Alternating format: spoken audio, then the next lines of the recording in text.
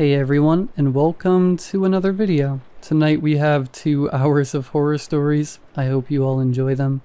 If you do, please be sure to drop a like rating. Let's see if we can reach 500 likes on this one. Of course, only drop a like if you feel the video is genuinely deserving of it. Subscribing if you are new is also very much appreciated, as I post content just like this all of the time. I'm also trying to reach 125,000 subscribers. And we're getting pretty close. Anyways, sit back, do whatever it is that you do to relax, and as always, I hope you all have a great night. My friends and I once found what seemed to be an abandoned mental asylum. You know, the type you see in scary movies. Big, scary entrance, once boarded up, now decaying with planks broken and nails sticking out. Located far out in the woods in the middle of nowhere. No one of us could understand why it was placed there. When was it built? We discussed it, but it was all speculations. It couldn't have been easy to build. There were no roads leading to the building, at least none that were apparent. Faint tracks in the mud indicated what could have been roads a long time ago, but what was left was far from what you could drive a car on, let alone a truck.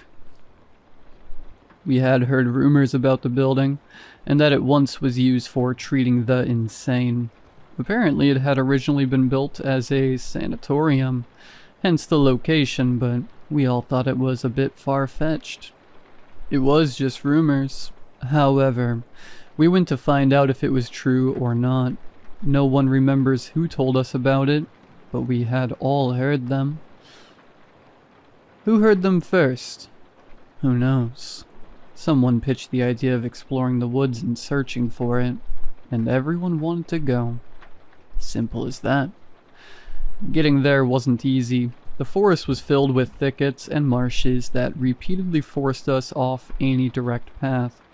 After fighting through the weeds for what seemed to be hours, a chimney rose up from some brushwood. We were finally there.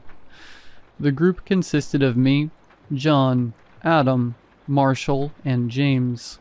Adam was the newcomer of the group, and the rest of us had been friends since freshman year of college. We regularly went out in the woods, visiting parks and such, so this type of exploration was out of the ordinary. We walked up to the front side of the building. The size of it felt wrong.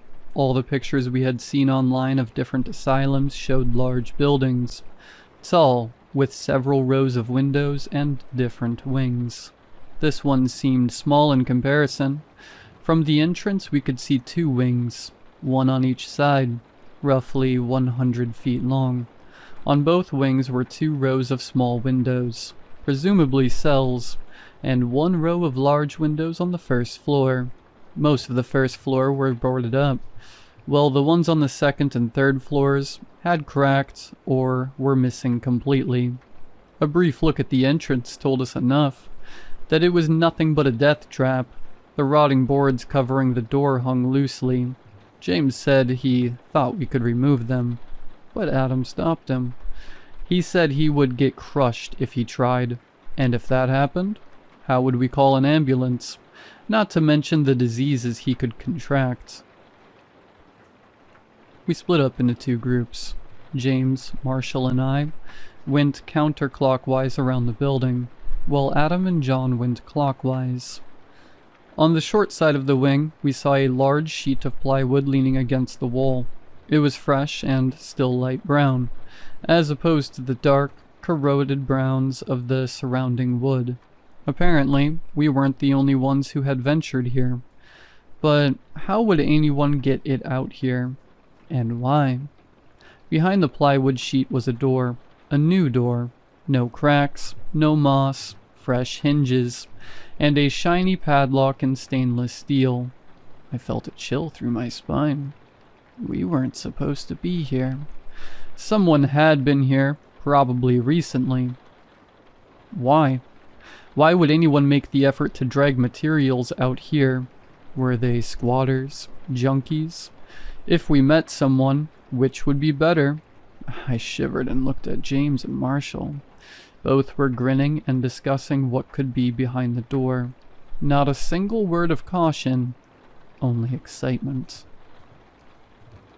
James tried banging on the door. Did he expect someone to open? The thought of someone else here made me uneasy. Guys, I don't think we should be here. I want to leave. This place creeps me out. Before anyone could respond, we heard Adam from the other side. Hey, we found an entrance. James and Marshall rushed away, but I couldn't shake the feeling that something was wrong. Very wrong. I felt watched from different directions. While looking at the surrounding vegetation, I felt someone watching me from within the building. When I turned around to check the windows, I saw nothing, but then the same feeling came once more, but now from the forest, as if it had eyes. A twig cracked, and I rushed to my friends.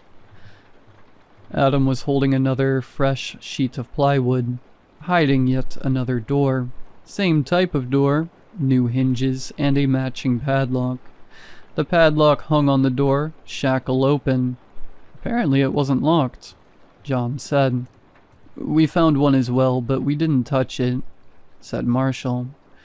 We all looked at each other. My friends were grinning with anticipation, while I almost trembled with fear. Y'all ready? Adam grabbed the door while I closed my eyes.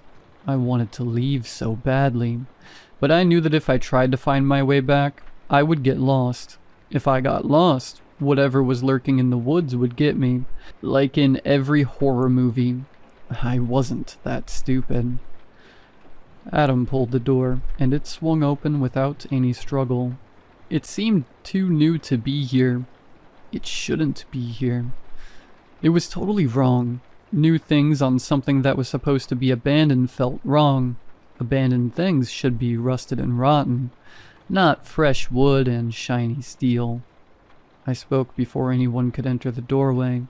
Do none of you think it's weird to find a perfect door, almost new, in a place like this? It's an abandoned building. It shouldn't look like this. So what? If we meet anything, we're a group. Besides, I brought protection, John said while showing his gun. Then it's nothing to worry about, Adam said. Let's go. I'm dying to see what's inside. He entered the building, followed by John. James and Marshall stayed with me. Noticing that we weren't moving, John mimicked a gun. They shrugged and followed John. How much safety would a gun provide? I shook my head in disbelief, but when the creeping sensation came back, I followed my group. The door we'd entered through had probably been an exit, as the inside showed a hallway. This must have been an administrative ward, as all the rooms looked like offices. Small signs ornamented each other, but time had made them unreadable. The closer we came to the main entrance, the worse the stench got.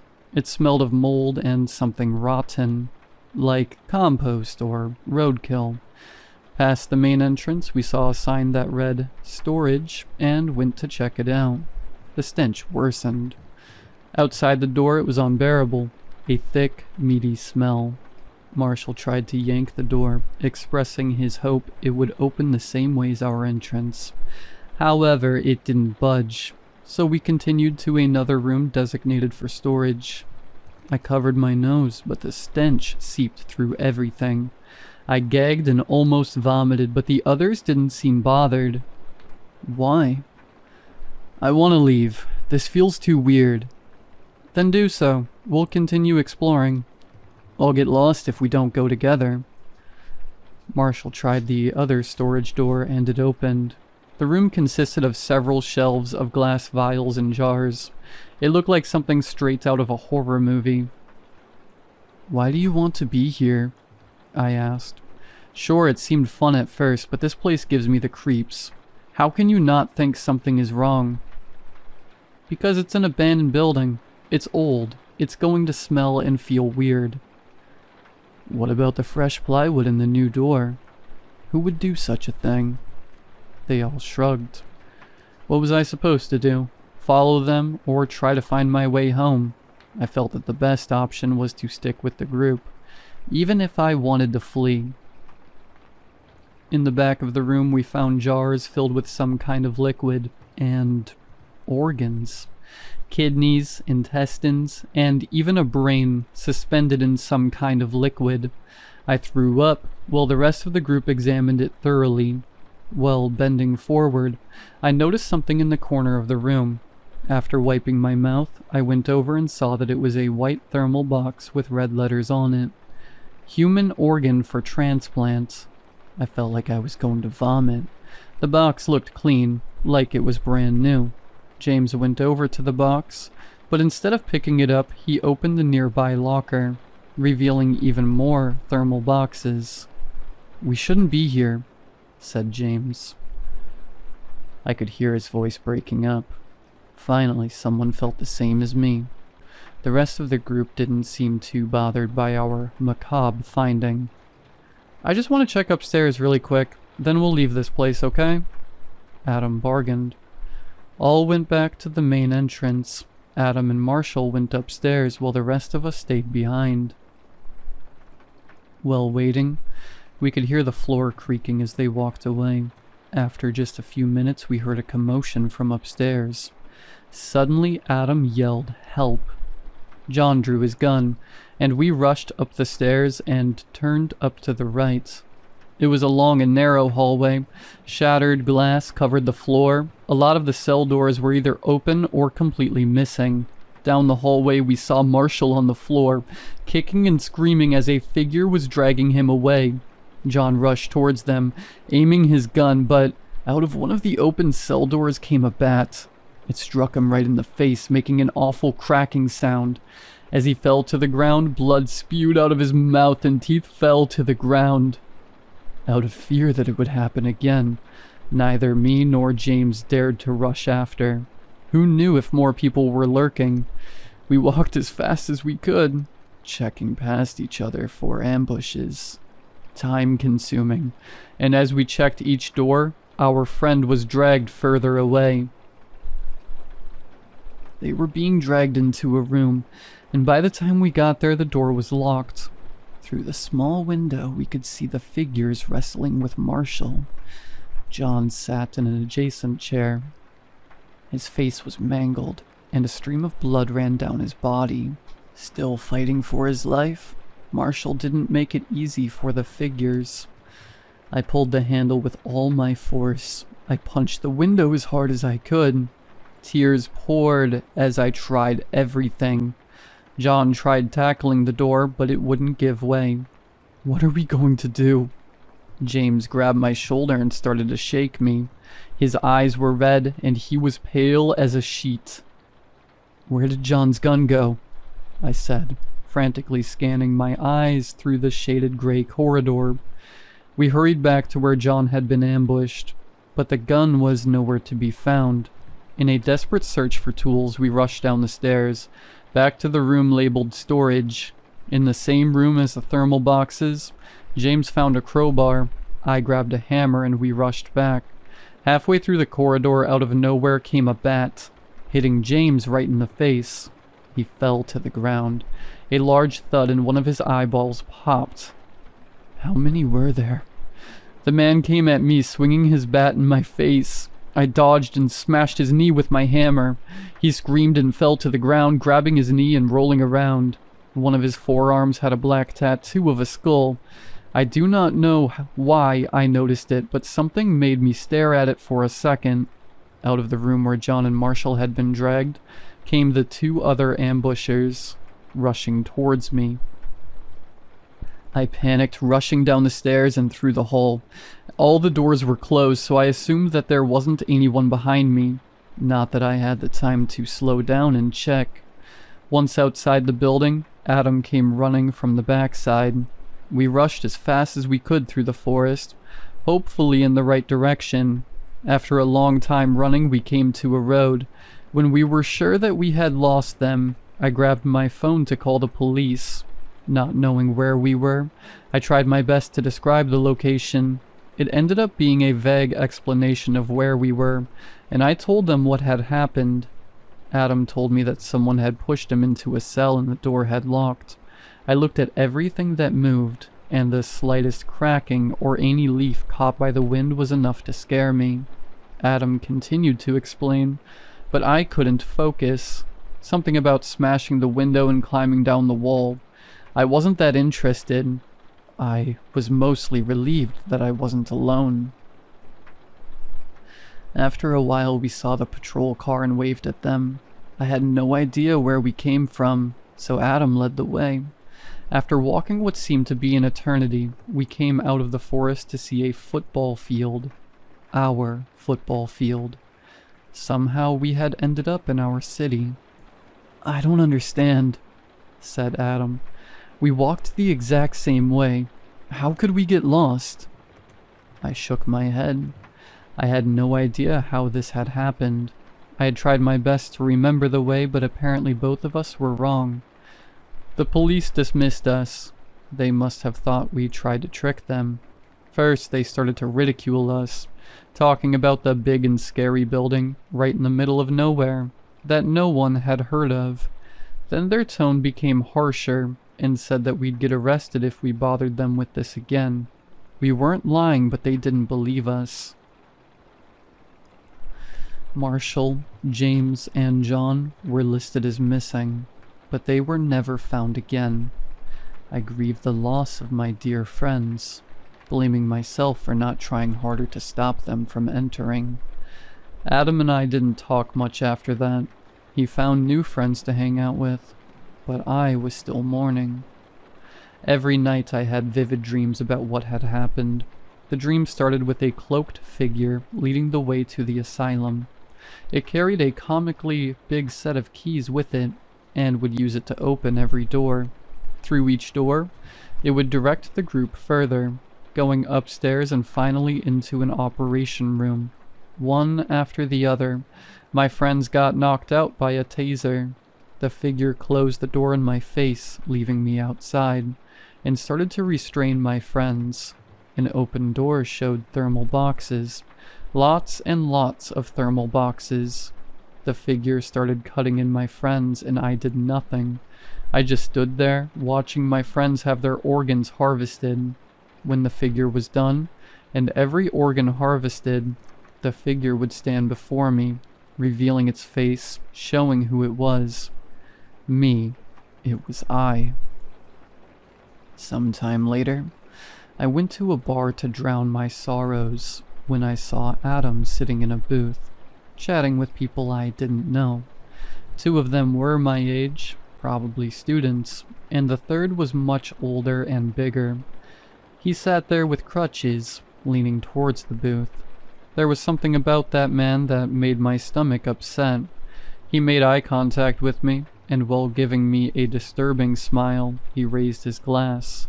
Then I saw it, the tattoo. Adam noticed me and gave an awkward smile, whispering something to the injured man. He tried to limp after me, but I turned around, walking as fast as I could without drawing attention to myself. My brain froze. I needed to get away. Fast. As I opened the door out, one of the unknown men started talking, addressing Adam, mentioning an abandoned building in the middle of nowhere. It was then I realized who had suggested that we go out there in the first place.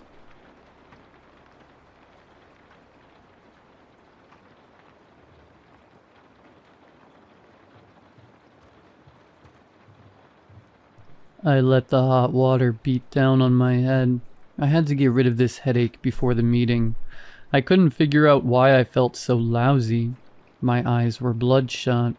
My mouth felt as dry as a desert wind, and tasted like summer roadkill. I needed to look sharp and with it for the meeting, even if it was online and I could technically be naked from the waist down. After a good 30 minutes, I got out of the shower feeling a little better. My mouth still tasted like crap after brushing my teeth, but no one would be able to smell my breath over the internet, and I knew I had eye drops somewhere to perk up my eyes. I went into the bedroom and got dressed. My bed was a mess. I didn't understand why. I thought I'd slept soundly. Didn't even remember getting up to go to the bathroom. I went to straighten it. When I picked up my pillow to fluff it, I noticed a white smudge on the blue fabric. I touched it. Greasy, like lotion or makeup. I stared at it, trying to figure out where it had come from, but nothing came to mind. I tossed the pillowcase into the hamper and headed into the kitchen to grab something quick to eat. There was an open, half-empty water bottle on the counter. I vaguely remembered drinking it. I poured out the rest and grabbed a fresh one from the fridge.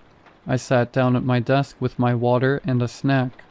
Still had 10 minutes before the Zoom. Out of the corner of my eye, I noticed one of the couch cushions was crooked. Weird. I hadn't even sat on it for days. The meeting started. 18 people. Everything was going fine until my boss, Patricia, asked me to send the group some photos of a housing development I'd found while traveling in Holland. I smiled. "You'll be impressed," I said.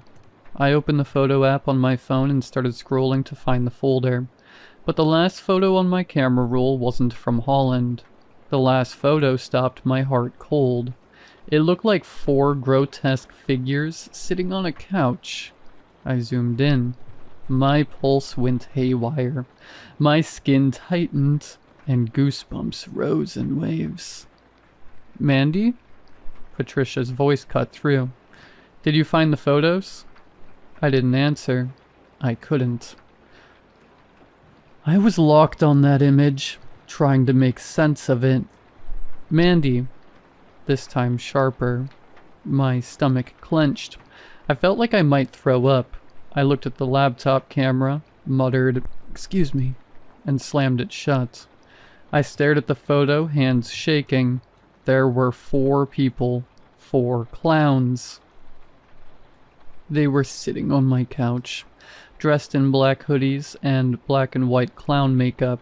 These weren't friendly clowns, not the kind that bumble around at children's parties. These were something else. They looked like gang members mixed with Art the Clown. They were all staring straight into the camera, expressionless, dead serious. But that wasn't the worst part. What made my stomach twist and my vision blur was the woman draped across their laps, naked, limp, with their white-gloved hands strategically placed on the parts of her body you don't show to the world. That woman was me. I felt like my heart was about to explode. My body buzzed with panic.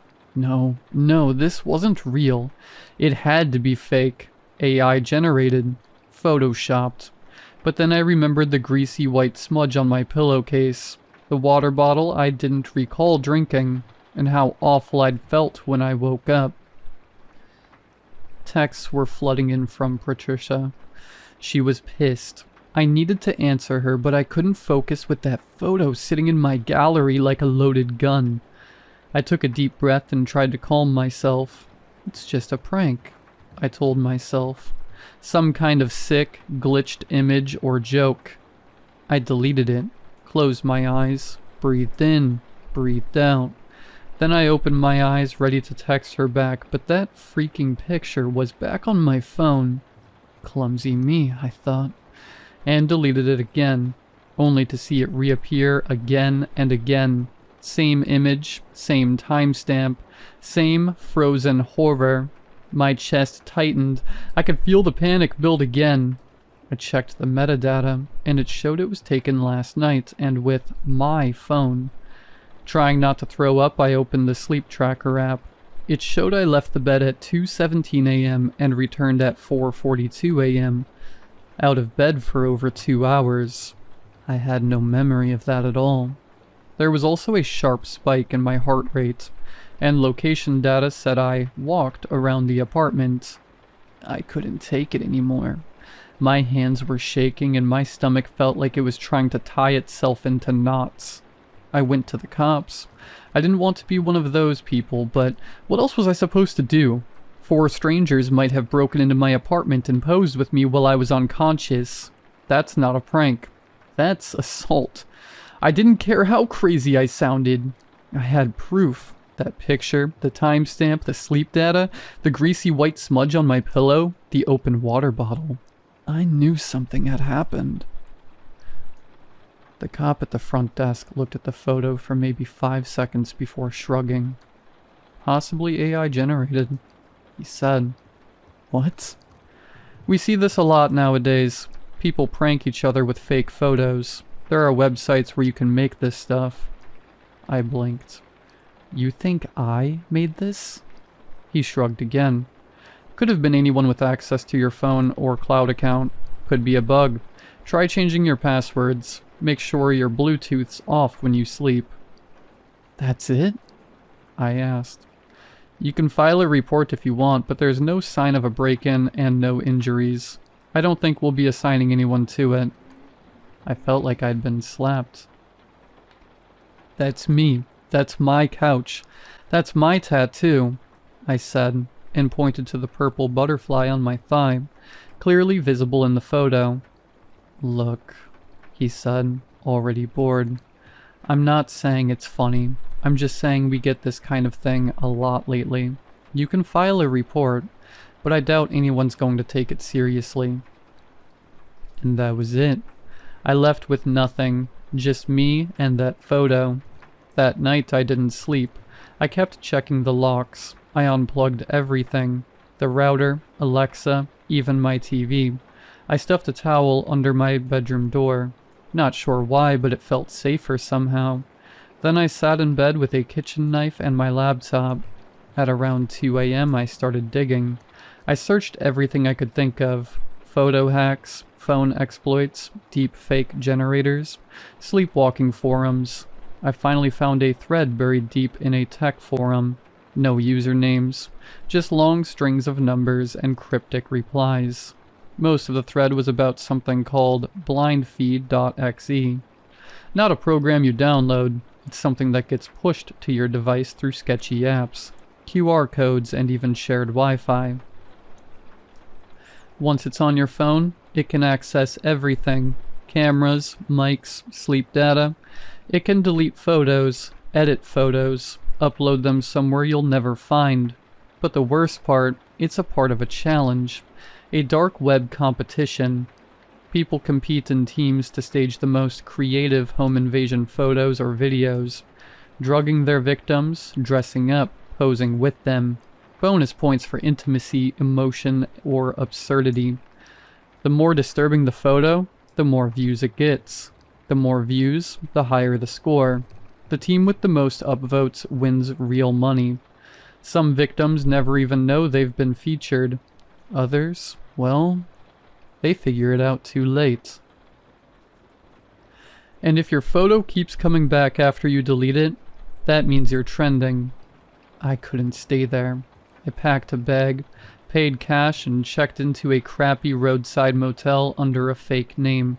I unplugged everything, shoved a chair under the doorknob, slept with my phone in a Faraday bag, and my knife under the pillow. Still, I woke up at 6:13 a.m. with that crawling feeling under my skin. I got up and noticed a piece of paper on the dresser. It hadn't been there when I went to sleep. I was sure of it. It was a printed photo. Me, asleep in the motel bed, surrounded by 4 clowns. 2 crouched beside me, 1 sat at the foot of the bed. The 4th clown was lying next to me, head on the same pillow, his face turned toward mine like a couple. Underneath, typed in bold black letters, "You looked better in the first one." I've done everything I can. New name, new place, no smart devices, no Wi-Fi. I sleep with the lights on. Doesn't matter. They're still playing. So if you ever find a photo on your phone that you don't remember taking, if you're unconscious in it, and you're not alone, don't delete it. Don't post it. And don't try to track it. Because the more people who see it, the more points they get. And if your photo goes viral, they'll come back for a sequel.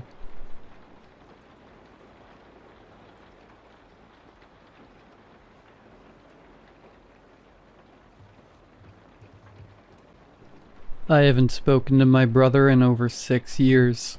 No fights, no drama, just silence. One day he stopped replying, stopped calling, stopped existing in my life. Our parents passed within months of each other, and even then, he never showed up. So when I got a voicemail from his landlord saying they hadn't seen him in weeks, I should have just deleted it. But I didn't. I found a spare key taped behind the rusting electric meter, just like he always joked about when we were kids. If I ever disappear, check behind the meter. I wish I hadn't remembered that. The house smelled like mold and metal. Stale, dead air. Every light I flicked on buzzed before going dim again.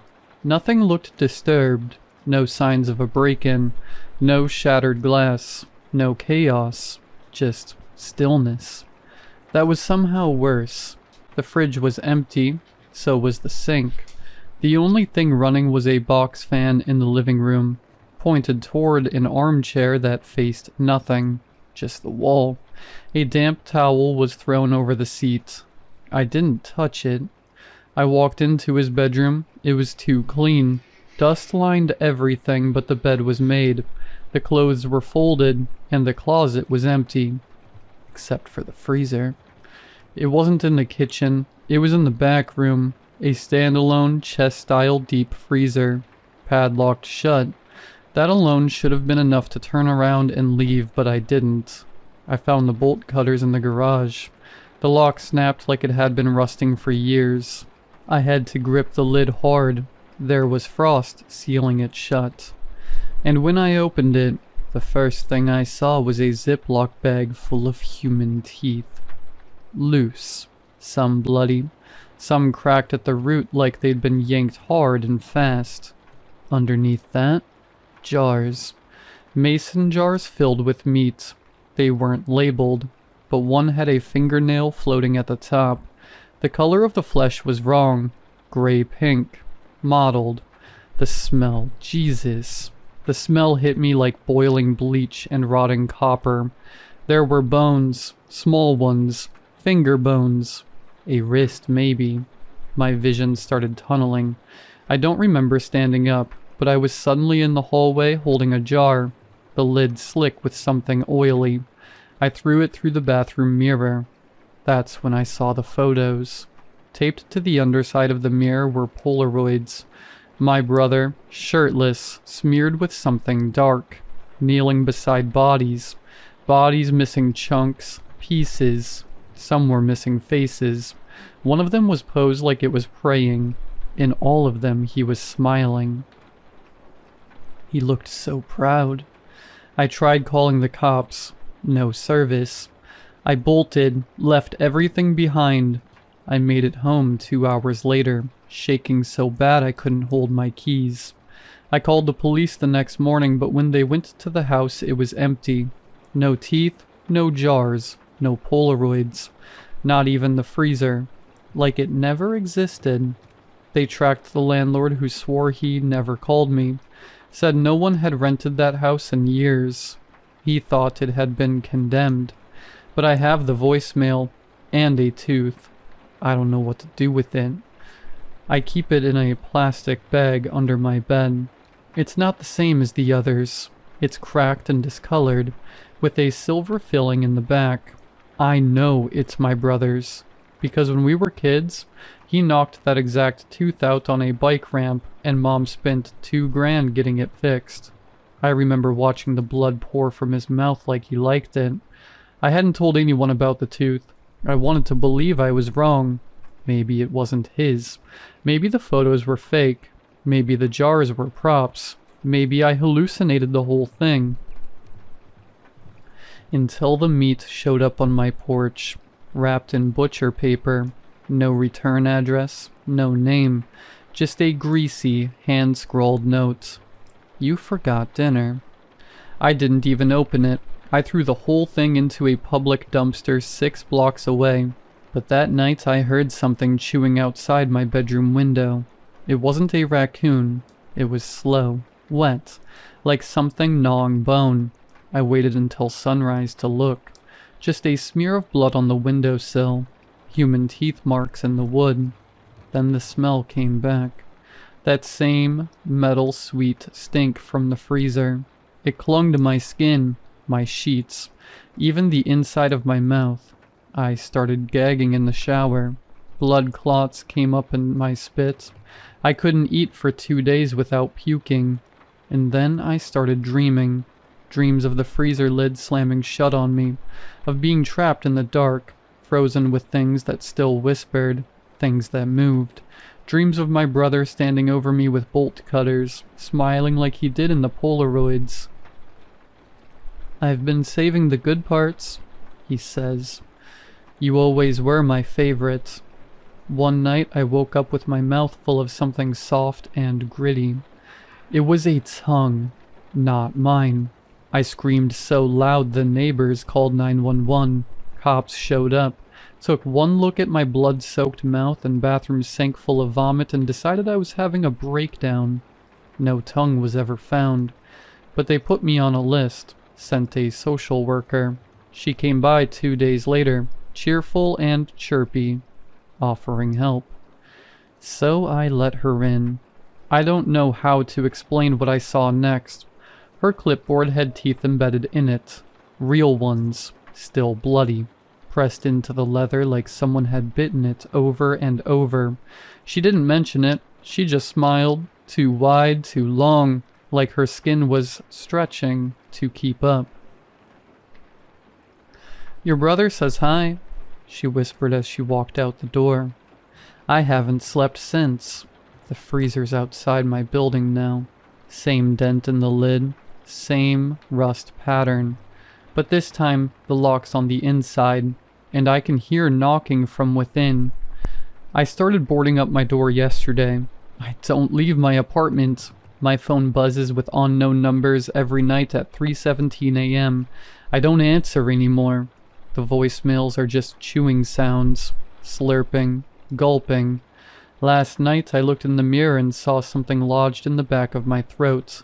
I reached in with tweezers and pulled out a piece of paper, soaked in bile. It read, "You'll taste just like Mom." Tonight I finally opened the bag under my bed, the one with his tooth. I don't remember taking it out, but when I came to, it was in my mouth, wedged in perfectly. No blood, no pain, like it had always belonged there. I ran to the bathroom mirror, heart jackhammering in my chest. My hands were shaking so hard I nearly dropped the flashlight when the power cut out. The face staring back wasn't mine. It was his. Not a hallucination, not a reflection. His eyes, his mouth, his smile. I screamed and tore the tooth out with pliers. Blood poured from my gums, dripped into the sink, pulled around the base. I heard the knocking again, from inside the mirror this time. Then his voice, soft and close, like he was breathing down my neck. "Took you long enough." That's when I understood. The teeth, the jars, the tongue, the smell. He wasn't preserving bodies. He was preserving himself, piece by piece, in others. In me. The freezer wasn't to hide the dead. It was a delivery system. I was never meant to find him. I was meant to become him.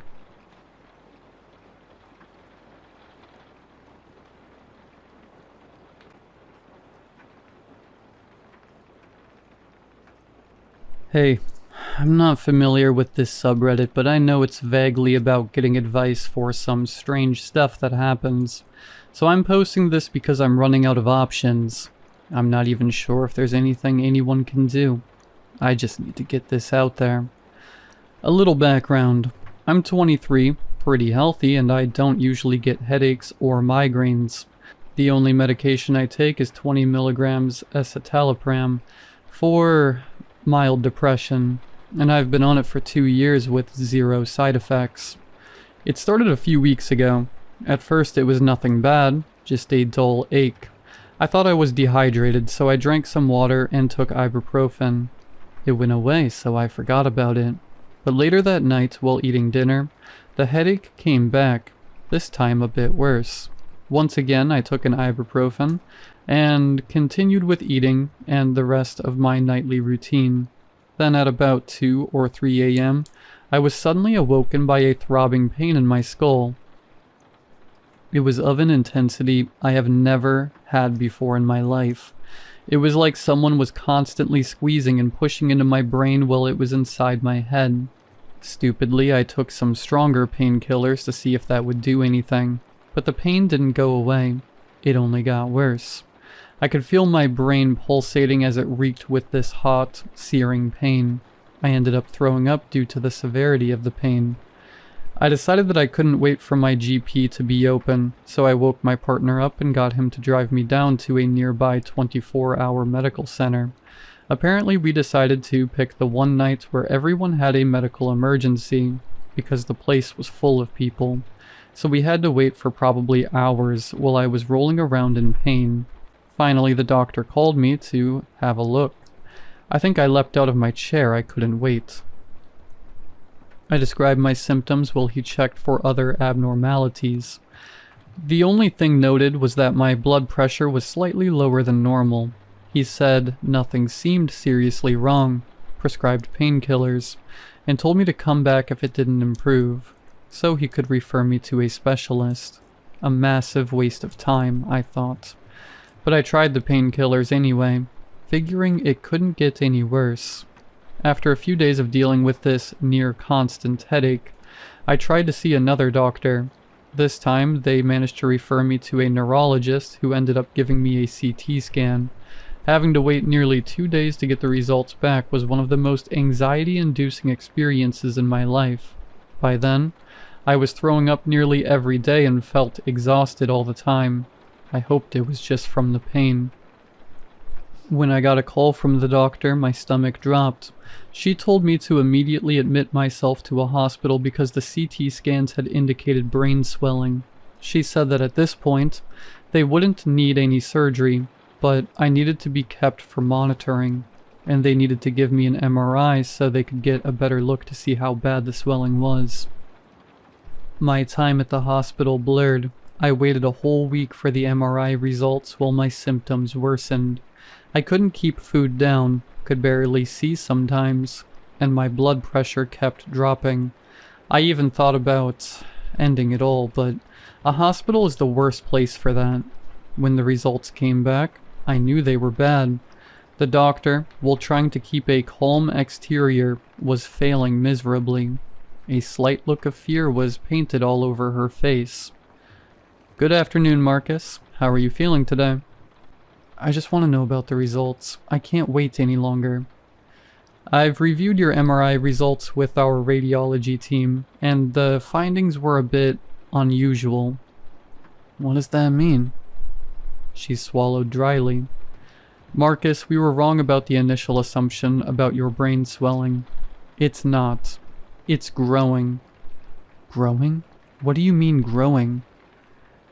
"I mean that the overall volume of your brain has slowly but measurably been expanding, specifically in the frontal and parietal lobes. There's no fluid buildup, no tumor, no signs of infection of any kind. The tissue itself seems healthy. It's just growing." "How is that even possible?" "We don't know. The human brain doesn't grow in adulthood, certainly not like this. Neurons don't generate that way. We've checked the images and even rescanned to rule out errors, but it's definitely grown by just a few millimeters." "What does this mean? Is it going to stop?" I can tell she's choosing her words carefully. "We don't know.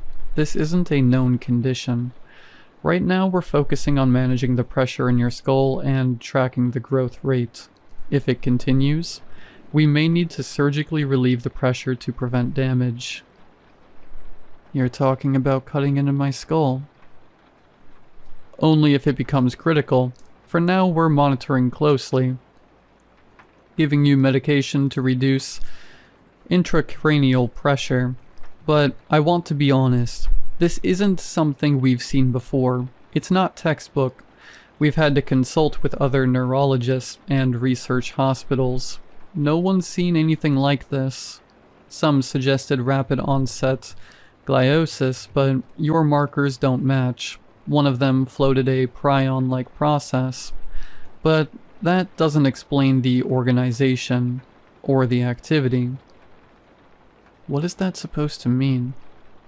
She gives me a hesitant look before divulging further. There are coordinated signals, patterns we don't typically see in those parts of the brain or in tissue that has recently formed. So it's not just growing, it's working. We don't know what it means yet, but whatever this is, it's not inert, it's functional, and that's what concerns us. That was yesterday. I keep asking questions, but they're not telling me much. I can almost feel it growing and pushing against my skull. I'm scared. I think I'm going to die. If anyone has any idea what this could be, or what I should do, please help. I'm desperate.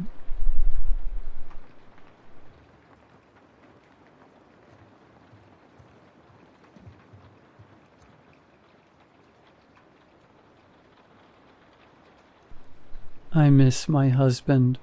I sat crouched on the stairs, peering out from behind the wall, watching the man having breakfast at our dining room table. The man I married 2 years ago held a steaming coffee mug up to his lips, taking slow, short sips. On the other hand, he held a book, flipping a page occasionally. He didn't seem to notice I was there. He was just sitting there as if everything had been completely normal. The man gently set down his mug and brought his elbow to the table to rest his head on his hand, now looking away from me. The spread of food on the table was now cold. He had been waiting for me to come downstairs for almost 20 minutes. I narrowed my eyes at him and took a deep breath, careful to exhale slowly. I didn't want him to notice me. He lifted his head from his hand and set down the mug. Leaning back into the chair, he shook his head. The layers in his black-brown hair swayed side to side before setting back down at the nape of his neck. I stared for a while longer, unable to find any inconsistencies. He definitely looked like my husband. Everything about him was right. His choice of coffee and pancakes, the way his eyebrows formed a slight frown as he stared at the book, even down to his stupid hair flip. He always flipped his hair like that. I stretched my legs in front of me and pressed down on the step with my hands. Maybe I was imagining it. I stared down at my legs. I had been known to be suspicious at times. The feeling that something was wrong was not foreign to me. This feeling and the events surrounding it had been a recurring theme in my life for as long as I could remember. When I was 10, I fell from a tree. My brother and I had been playing outside all day and decided to race to the top of an oak tree at the edge of our property. My brother, being older, had gotten the lead, and I, being desperate to catch up, decided I would leap from branch to branch. I was about halfway up the tree when I felt my foot slip, and suddenly I fell forward almost 12 feet down and landed on my shoulder. My vision went dark. My mom stood over me when I woke up, shaking me slightly. I looked around, but I was laying on my living room floor. Apparently I had taken a nap on the couch and fell. I never climbed a tree, and my brother had been at his friend's house all day. That was my mom's story, but that's not what really happened. Similarly, when I was 14, we picked up the family car from the shop. I commented how it was possible that the point had faded so much, making the once black car appear navy blue. Apparently, it had always been navy blue, except it hadn't. It wasn't until the night of my senior prom that I put everything together. At the dance, my then boyfriend and I had gotten into a fight. I decided to call my parents. My dad picked up the phone groggily, having just been dead asleep, and agreed to come get me. When I climbed into the car with my father, who had not managed to make it out of his pajamas, he asked if I wanted to talk. I didn't, so for a long time we drove home in complete silence. I watched the road as the car maneuvered through the winding back roads, the darkness being lit up only by the car's headlights and the occasional dim streetlight. Suddenly, what looked like a dog flashed across the street in front of us and dashed into the woods. My dad slammed on the brakes, and the car came to a screeching halt. He insisted he had to get out and check if the dog was okay. He got out and walked out of my sight, past the range of the headlights into the pitch blackness in front of us. I waited anxiously, my eyes locked on the area where I last saw him, and after what felt like an eternity, a figure emerged and strode quickly to the car. It was a man. This man wore my dad's dress shirt and pants with his lanyard and ID card around his neck. He made his way to the driver's side and got in looking at me. "I guess it ran off. I didn't see it," he said. I felt the hair on the back of my neck stand up.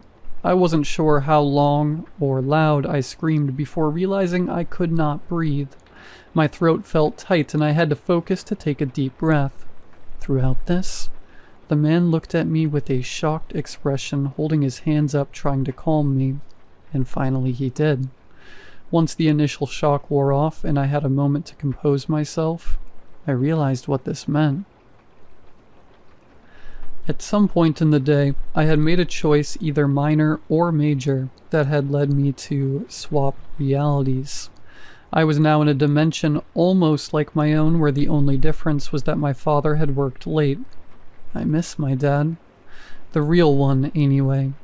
I wondered, if I was with a fake dad, then was fake me with my real dad? Had she screamed seeing a man in pajamas climb into the car? Had she put the pieces together the same way I did?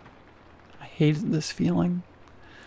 It was this very, very feeling that had motivated me to tell Alex of my fear of these alternate universes, the places that almost felt right if it weren't for an unpleasant tinge of unease. I didn't know what caused these universe shifts, and I was scared. The differences in these universes were never major. People always had the same jobs, same spouses, and same personalities. Usually, it was the placement of their furniture, a different mannerism, or a forgotten memory. A memory that should have been important enough to remain the same. Before we were married, I had explained to him my thoughts, and together we established a way to determine whether one of us had shifted universes. A password of sorts, a sequence of numbers we would say to be sure we were still in the same place. Every morning, sometime while getting ready for work, I would call out the numbers to him and he would repeat them back to me. Every single morning. But as you can imagine, today was the day our unofficial routine changed. When I woke up, he was already out of bed. I thought it was strange, but heard him shifting downstairs and moving plates and silverware. I began dressing and fixing my hair in the mirror and called out to him. "Alex, 1052. I paused and waited for his response. "What?" Alex called back. Except this wasn't Alex. Alex wouldn't have said that. He would have said 1052. A chill ran up my spine as my eyes began searching the bedroom. Everything seemed to be in its rightful place, so I called the number a second time. The reply that came was more high-pitched and drawn out. "What?" Somehow stretching the word into 2 syllables. My heart sank into my chest, and suddenly I felt very cold. Why was he downstairs anyway? We always made breakfast together. That was when I decided to tiptoe downstairs and look at who was in our kitchen. I've been sitting here since. My eyes shifted from my legs to my shoes. The black flats I wore to work every day had scrapes and scratches all down the sides. They hadn't looked like that yesterday. I worked in an office. How would I even get so many scuffs? "What are you doing?" I jolted backward as a gasp escaped my throat. I wanted to scream and run, but I was frozen in place. I stared up at the man before me, unable to breathe, my heart racing in my chest. "What's wrong?" he said. looking behind him and then back at me. His expression was somewhere between worried and confused. "Why didn't you say it back?" My voice came out shaky. He stared at me for a moment before frowning and lowering his chin. "Alea?" he said while lowering himself to my eye level. "Are you okay?" His eyes scanned my face. "How do I know you're still you?" I said, "if you don't say it back." He tilted his head slightly and his eyes softened. "Is this about your reality shifting again?" he said, his mouth forming a slight smile. I studied his face, his pupils dilating as he stared back at me, still smiling, awaiting my response. This had to be Alex. What else would it be about? I said, breaking eye contact. "Come on, Alea. I told you not to worry about that anymore. We're still here together in the same place we've always been." He rose slowly to his feet, still facing me. "Now come and eat, or we'll both be late." I forced myself to stand up, keeping my eyes on the floor. That wasn't the password, but at least fake Alex wasn't evil. I could live with that. I had to anyway.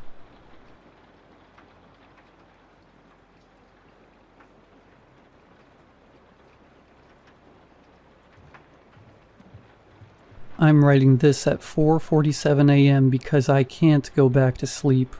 Hell, I don't think I'll ever sleep again. Not after what I just saw. Or what I think I saw.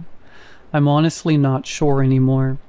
Let me start from the beginning because maybe if I write this all down, it'll make sense. Yesterday was one of those days that just beats the hell out of you.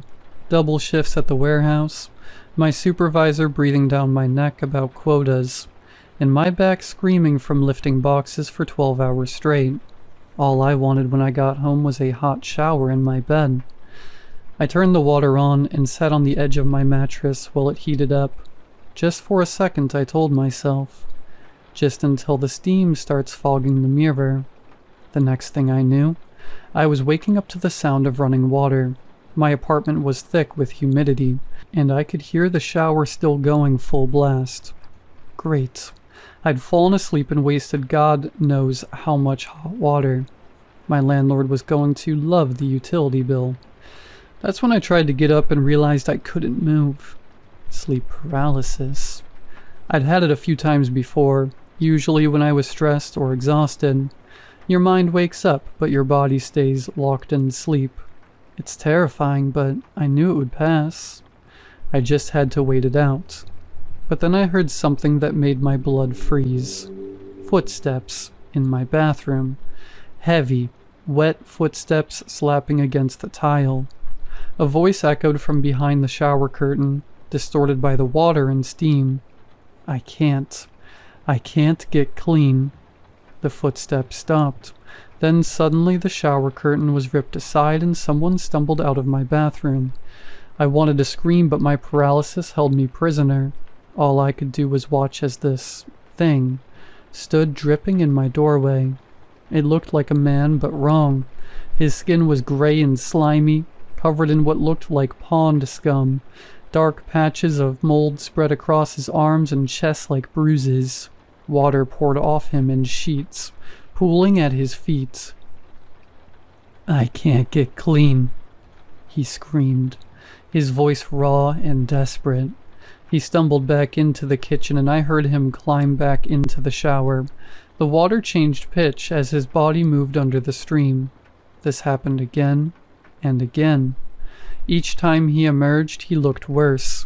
The scum grew thicker. Barnacles began sprouting from his shoulders and neck like grotesque jewelry. His skin took on a greenish tint, and something that looked suspiciously like seaweed hung from his hair. "I can't get clean," he'd mutter, quieter now, defeated. Then louder, "I can't get clean." I lost count of how many times he repeated this ritual. My paralysis held me captive as this nightmare played out in my bathroom. The humidity in my apartment became suffocating. The sound of running water mixed with his desperate sobs. until I thought I might go insane. Then everything went black. When I came to, he was standing over my bed. His face was inches from mine, if you could still call it a face. Barnacles had claimed his left cheek. Something green and slimy dripped from his mouth onto my pillow. His eyes, bloodshot and wild, stared directly into mine. "I can't get clean," he shrieked. The shock broke my paralysis. I jolted awake, gasping and shaking. My room was dark and quiet. No moldy jam, just me, soaked in sweat, heart pounding against my ribs. Sleep paralysis. It had to be. The most vivid, terrifying episode I'd ever experienced, but just a hallucination brought on by stress and exhaustion. I laughed shakily, running my hands through my damp hair. That's when I noticed my apartment was still humid. I looked toward my bathroom and my veins ran cold. There, leading from my bedroom to the bathroom, was a trail of wet footprints, and from behind my closed bathroom door I could hear the unmistakable sound of running water. I'm sitting in my car now, parked outside a 24-hour diner, writing this on my phone. I grabbed my keys and ran. I couldn't bring myself to open that bathroom door. I don't know what to do. I can't go back there, but I also can't afford to find a new place. And who would believe this story anyway? Has anyone else experienced something like this? I keep telling myself it was just a nightmare, but those footprints, they were real. I don't think I'm ever going home, but my rearview mirror is starting to fog up.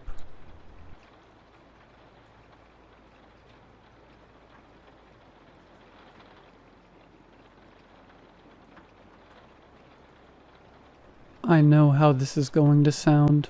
I'm not stupid.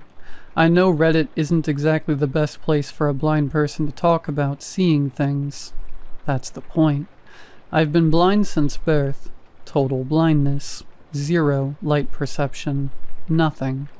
My world is touch, sound, smell, memory, and routine. I've never seen anything. Not even in dreams. Not even once. Until last week. And now I think I'm going to die. I live alone in a one-bedroom apartment on the 6th floor of a pretty standard building in the city. I have a system, keys always clipped to my belt, guide stick by the door, phone with voiceover, everything labeled with tactile stickers. I don't need help. I walk my block with muscle memory. I know the elevator by the sound of its grind, and I can feel when a neighbor's perfume lingers in the hallway. That's how dialed in I am to my environment. So when something changes, I notice. It started 5 nights ago. I woke up around 3 a.m. with this weird sense. Not a noise, not a smell, just a presence. Like something was there in the room with me. I thought maybe my neighbor's cat had gotten in again. It's happened before. Little guy slips through cracked doors. I sat up in bed and called out, "Hey, anyone there?"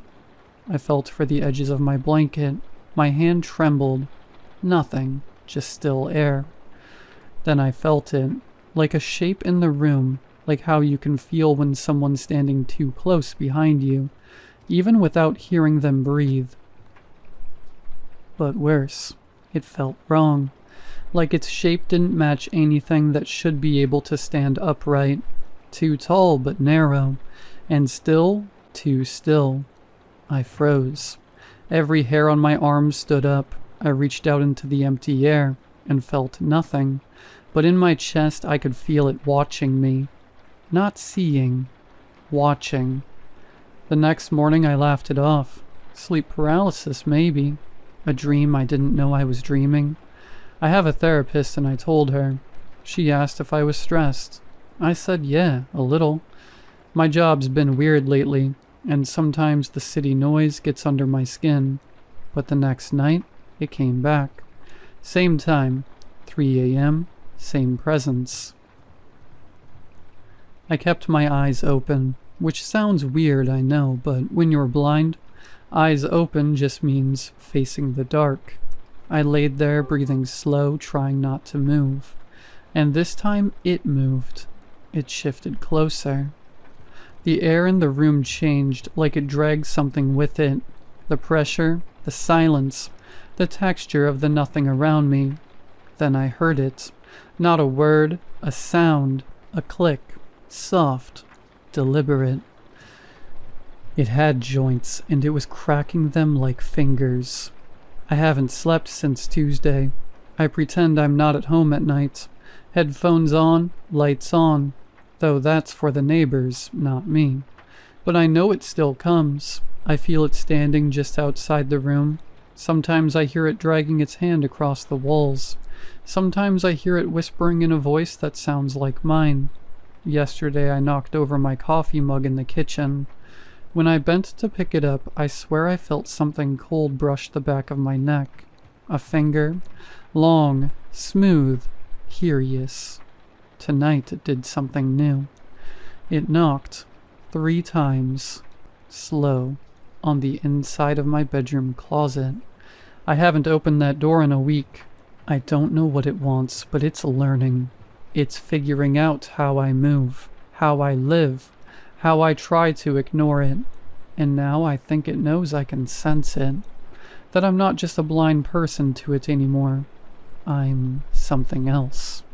A mirror? A target? If you're reading this, you probably think I'm crazy. I would too. But something in my apartment, it wasn't there before, and every time it comes back, it gets closer. I don't think I have much time left. If it touches me again, if it climbs into bed like I think it did last night, I won't survive it.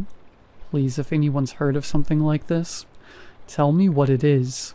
Because I swear I never used to see anything, and now I can't stop sensing it.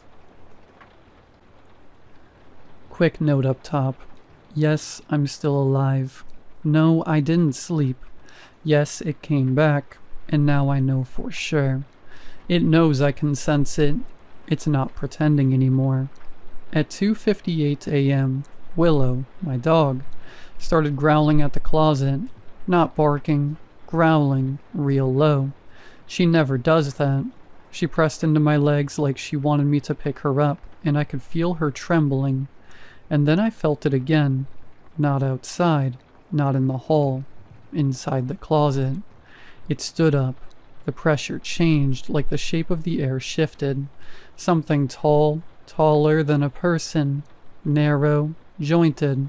I could feel its form, not by touching it, but by how it bent the room around it. And then came the voice. It didn't speak like a human. It didn't even make a sound. The voice was inside my thoughts, echoed with my own tone. "You're not supposed to know I'm here." It sounded disappointed, like I ruined a surprise party. Then it moved, up, onto the ceiling. It didn't climb, it just changed location. And it began matching my breathing. I called my therapist in the morning. I told her I was noticing things. She asked, calm as anything, "Has it started interacting with you directly?" I said yes. I asked if she'd ever heard of this before. Her answer chilled me more than the voice did. Some people, especially blind from birth, may perceive things the rest of us can't.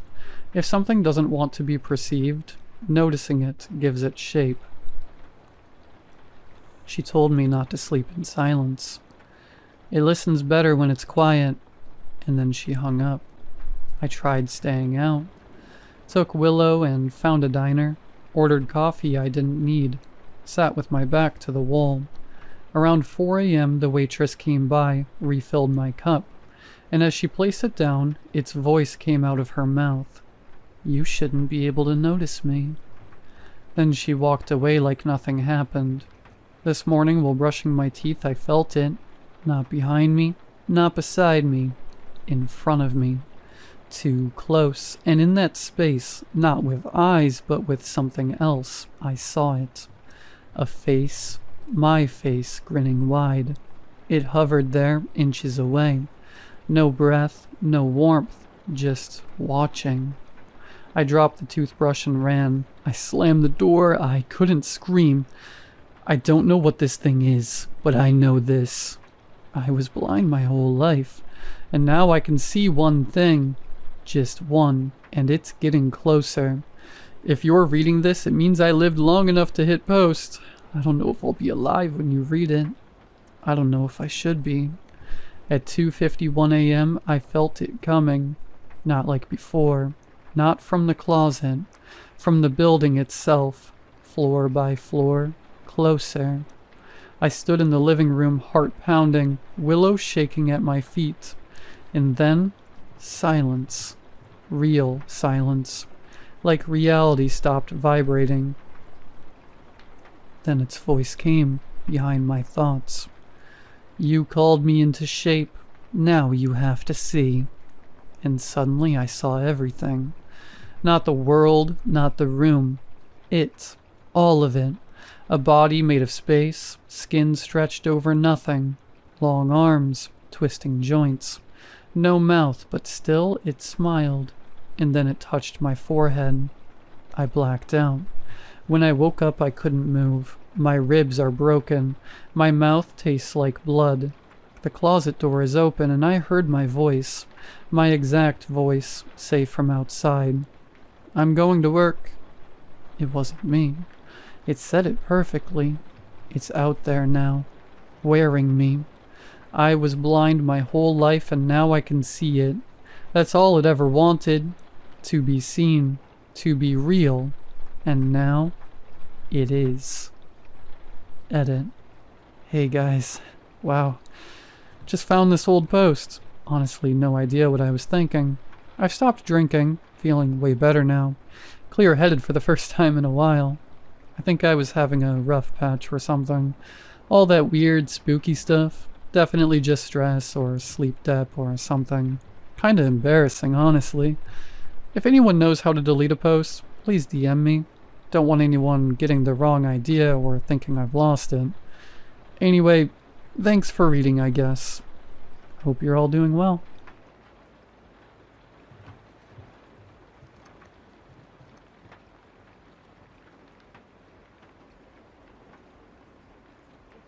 I never thought I'd write this down, but I need to get it out before it drives me insane. What happened wasn't some ghost story or urban legend. It was real, brutal, and too close for comfort. I live alone in a pretty quiet building. Nothing fancy, no big crowds or parties. Just me and the usual humdrum of life. There's this one neighbor, an older guy. We barely talked, just polite nods in the hallway. He was the kind of person who kept to himself, always locked inside his apartment. Sometimes I'd catch a glimpse of him staring out the window late at night, but he never said a word. One night I was up late working. Around 2 a.m. I heard a weird scraping noise from his unit, like metal dragged across the floor. At first I thought it was some furniture moving or repairs, but it kept going, getting louder, more frantic. I tried ignoring it, but curiosity got the better of me.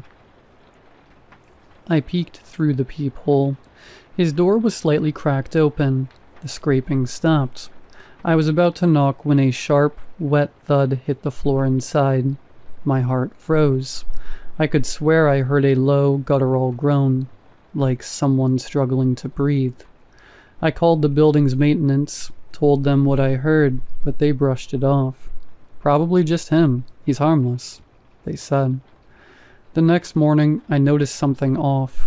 The hallway near his door smelled awful, like rotting meat mixed with chemicals. It was faint, but enough to make me gag. I went to check the mailboxes downstairs. His key was stuck in the lock, like he'd left in a hurry or forgot.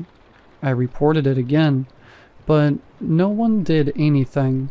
Days later, I finally had enough. I called the police anonymously and told them about the noises and the smell. When they forced the door open, what they found still haunts me. His apartment was a nightmare. The walls were smeared with dried blood and strange symbols scratched into the plaster. In the corner, There was a makeshift table with tools that looked like they belonged in a horror movie. Scalpels, saws, clamps, all stained dark red. On the floor, I won't lie, were body parts. Human. I still can't erase that image. Turns out he was kidnapping people, strangers, drifters. He kept them captive to study them. The victims' remains were hidden in false compartments behind the walls. The scraping noise I heard? Him trying to move the bodies around in the dead of night. The police said they found evidence he'd been doing this for years, covering it up perfectly. Nobody suspected a thing because he was so quiet, so invisible. I can't sleep in my apartment anymore. Every creak, every shadow, feels like he's still here watching. The worst part? They never found his last victim. They think they're still hidden somewhere inside those walls. I don't know how to explain it, but if you ever hear strange noises late at night, and it smells like death lingering in the air, don't ignore it. Some monsters won't scream or fight. They just sit quietly, waiting for their next move. After the police stormed the place, the building emptied out fast. Most of the tenants left within a week. I stayed. I don't know why. Maybe it was guilt. Maybe I wanted answers. But the nightmares didn't stop. I'd wake up gasping, drenched in sweat, hearing that same metallic scraping echoing through the walls. Even after the unit was sealed off, I swore I heard movement, faint shuffling, like someone dragging their feet just behind the drywall. One night, maybe 3 weeks later, I got drunk enough to knock on the sealed door. I laughed to myself. It was stupid. I turned around to head back, but then I heard it. A voice, hoarse, barely audible. "Help, please." My blood ran cold. I pressed my ear to the door. Silence. Then again. A weak knock from inside. I ran back to my apartment and just sat there shaking. I didn't call the cops. I didn't want them to think I was cracking up. But that night I couldn't sleep. Around 4 a.m. I made a decision I regret every second now. I broke in. I had a spare key from when I used to help him with his mail. I don't know why I still had it, but I did. The cops had duct taped the lock and bolted the door shut. But nothing a claw hammer couldn't rip through. The stench hit me like a punch. Rot, iron, chemicals, something wrong. I covered my face and stepped inside. The crime scene tape still hung like streamers, but what caught my eye was the floor. Fresh drag marks in the dust. Something, or someone, had been moved recently. I followed them. They led to the bedroom closet. That closet had a false back. The cops missed it. Behind the plaster wall was a narrow crawl space, pitch black. The drag marks went inside. I crawled in, phone flashlight in hand. It smelled worse in there. Wet, warm, alive. The space opened into a small concrete room, unfinished and hidden deep between the walls. That's where I found her. Or what was left of her. A woman half naked, wrists bound in wire, flesh shredded like she'd been carved piece by piece. Her left eye was missing. Her lips were sewn shut with thread that cut into her skin. She was still breathing, barely. She saw me and made a sound I can't describe. Pain, rage, relief. I screamed for help and scrambled out. Called emergency services with shaking hands. She survived. They say barely. She'd been there for at least a month. But here's the twist. She wasn't the last victim. I was. 2 nights later, I woke up on the floor of my own apartment. The power was out. My door was locked from the inside. There were pictures taped to my walls. Photos of me sleeping, brushing my teeth, showering. Hundreds, all taken from inside my apartment. In one of them I was wide-eyed, staring at the camera. I have no memory of that moment. There was a note tucked under my bed, written in neat block letters. You should have left it alone. I was done. Now I'm not. The police swept the place again. Nothing.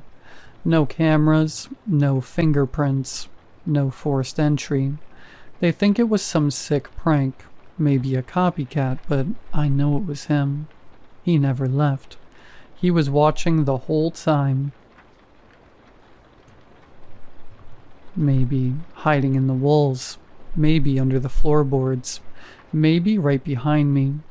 I moved out the next day. Sometimes I still wake up with fresh scratches on my back, deep like nails or a scalpel. Sometimes I smell that metallic rot, even in a new city. Sometimes I hear the dragging, and every time I wonder if he's still playing. Maybe next time. He won't let me wake up. I don't know who else he's watching. I don't know if I'll survive next time. But if you hear dragging sounds at night, don't open the door.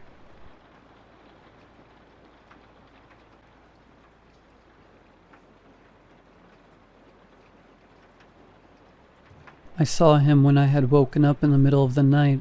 My dogs were barking at something, but it wasn't normal barking. It was more like the sounds dogs make when they're scared, whimpering and yelping.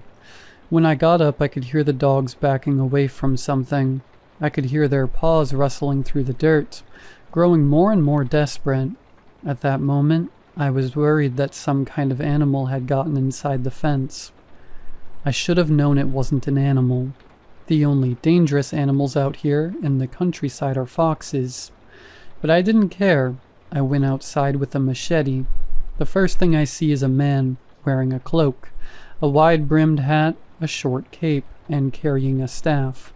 He was dirty, with mud stains all over the lower half of his body. I froze not from fear, but from surprise. I live in the middle of nowhere, out in the countryside where the road to my house is just a dirt path that goes on for kilometers and leads nowhere. It looked like he wanted to pet my dogs. He had his hand stretched out and was walking strangely, using one hand to grab and drag his leg forward while holding on to his staff. All the while, my dogs barked louder and louder.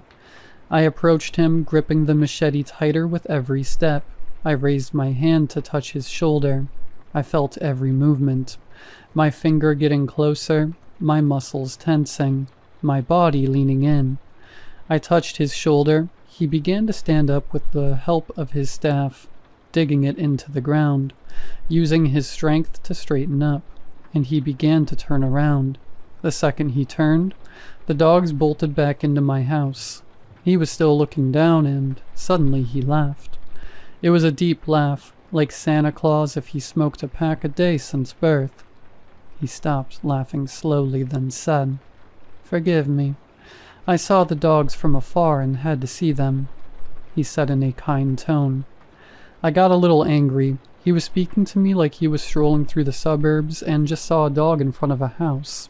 He was in the middle of nowhere, and besides, there is only one way to get here, and you have to go off the road completely. So I asked him directly, "Okay, but why are you in this area?" I sounded a bit annoyed. The man sighed and spoke seriously. "I'm on a journey to a place, and I stopped here to see one of God's creatures. Again, I apologize. It wasn't my intention to wake you or scare your dogs." I stared at him confused, and he said, "I'll go now. I can't stop for long. I have a long road ahead." He chuckled softly. He was an old man, and morally I couldn't just let him walk alone in the night, especially out in the countryside where he clearly must have gotten lost, if he ended up near my house. "I'm not going to let you go alone. Let me grab my things and I'll take you where you want to go in my car." The man, still not revealing his face, looking down and completely still, said, "Excipia." I didn't understand, but he stayed still. So I went inside to grab my things. When I came in, I saw the paw prints had stained the wooden floor, and I could hear the dogs whimpering, howling from my room. I turned on the lights to find and grab my car keys and jacket. I went to my room and saw the dogs hiding under my bed. It felt exaggerated, like when Scooby-Doo sees a monster. The point is, I had never seen them like that. I kept ignoring the signs and grabbed my jacket from the wardrobe, picked up the keys from my nightstand and went back outside, closing the door behind me. It was starting to get light, like a breath of relief from the tension and unease of the night. The man was still there, waiting for me where I had left him. In the daylight, I could see him more clearly. His hands gripping the staff were gray, wrinkled, looking like the skin could fall off any moment. He was still looking down, but I could make out more of his face. From afar, I saw his mouth hanging open, drooling. I figured, because of his age, it might be normal. Maybe he didn't have the strength to keep his mouth closed. I started walking toward him. With every step, he seemed to lose the strength to hold himself up. His body looked like it was falling apart. I began to hurry, feeling the sunlight blinding me. When I finally got close, I was standing in front of him and he had collapsed. When I tried to lift him, he wouldn't let me, until I grabbed him by the arms and his hood fell back. It was a rotting corpse, like he had died years ago. I dropped him. Thump. His clothes shifted, revealing more of his body. I could see his chest. There was a huge hole exposing his ribs, and on each rib was written, Qui per terras ignotus iter facit. He who travels through unknown lands. The phrase comes from the old pilgrims, who journeyed through foreign lands out of devotion to God. The only thing I can imagine is that his pilgrimage wasn't finished, and if something above is watching, it decided not to let him die until his journey was complete. But why did his journey end at the door of my house? What does this land, what do I, have to do with God?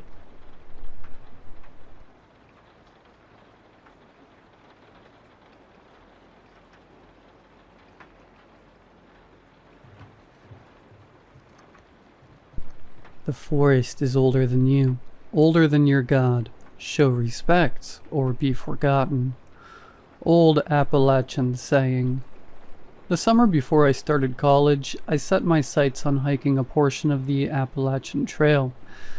I had been planning it for years.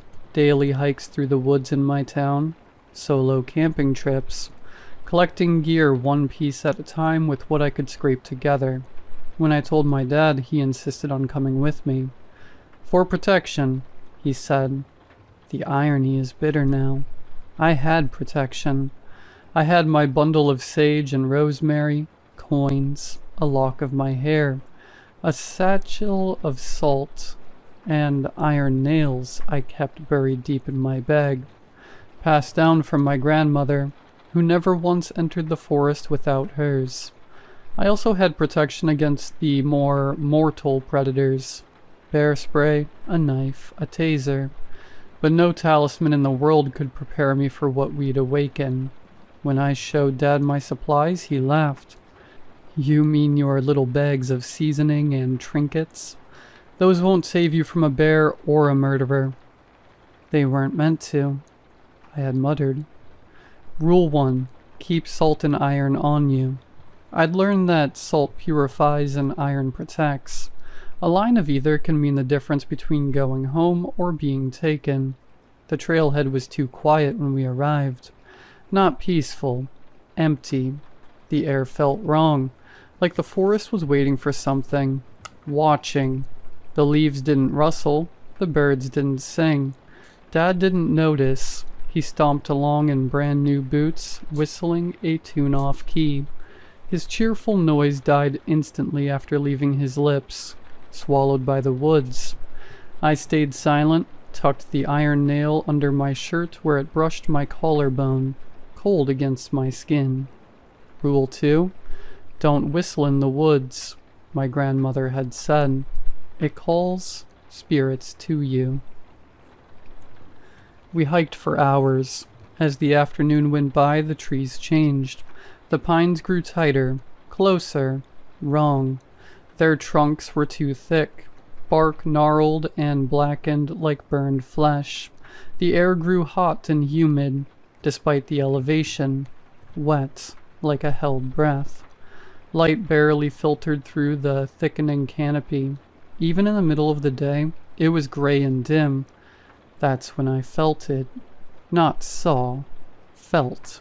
Like something massive, ancient, and cold had stirred beneath the earth and opened one eye. I stopped walking. Dad noticed and turned back. "You coming, Ellie?" he shouted, holding a walking stick that he probably found somewhere on the side of the trail. He had just broken 2 rules in one go. Rule 3. Don't speak your name too loud. It lets them know who you are. Rule 4. You never take things from the forest. Leave every stone, stick, and bone as you found it. I remembered. Some things belong to the forest. Some things guard it. Yeah, I lied, noticing that we had somehow wandered off the main trail, hopefully not too far. I shouldn't have been blindly following my dad, knowing that he didn't know how to read trail markers. Rule 5. Stay out of hollers you don't know. Some places are thin, I'd read. Time folds. Trails change. You might walk forever and never leave. We kept going, trying to veer back towards the main trail. Then we saw it. Right in the center of the path, a pile of blackened stones encircling a bare patch of dirt, and in its center, a bundle of twigs bound tightly with hair. Human, by the look of it. Long, reddish-blonde strands matted together with something dark. The air stank. Copper, rot, and blood baked into the soil. "Leave it," I said, my voice low and sharp. "It's a warning." Dad knelt down and poked at it with his walking stick. Probably just some hiker's weird little voodoo project. "Don't let it freak you out." And then he muttered, "Superstitious nonsense," under his breath. "Dad, stop. Don't touch it." But it was too late. The stick scattered the stones. The wind shifted instantly sharp, cold, unnatural. It cut through the trees, though not a single branch moved. Then came the whistle, not like Dad's rambling melody.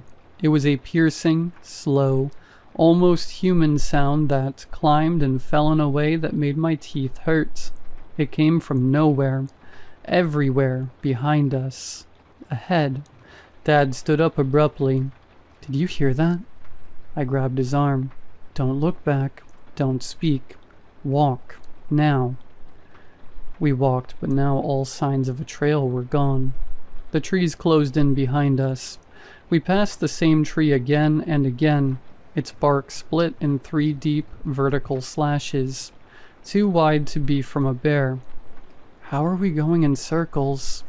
Dad barked. "We've been walking straight the whole time." A second whistle cut through the air, closer this time. "Run!" I screamed. We ran, branches tore at us, a fog suddenly descending and obscuring our vision. Something moved through the trees with us, long-limbed, unnaturally fast. I caught glimpses. A shape with too many joints, a body that bent the wrong way, a face that shimmered and changed, wearing my face, then his, then neither.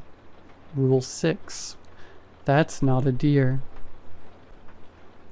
My grandmother had sat me down, a grave expression on her face.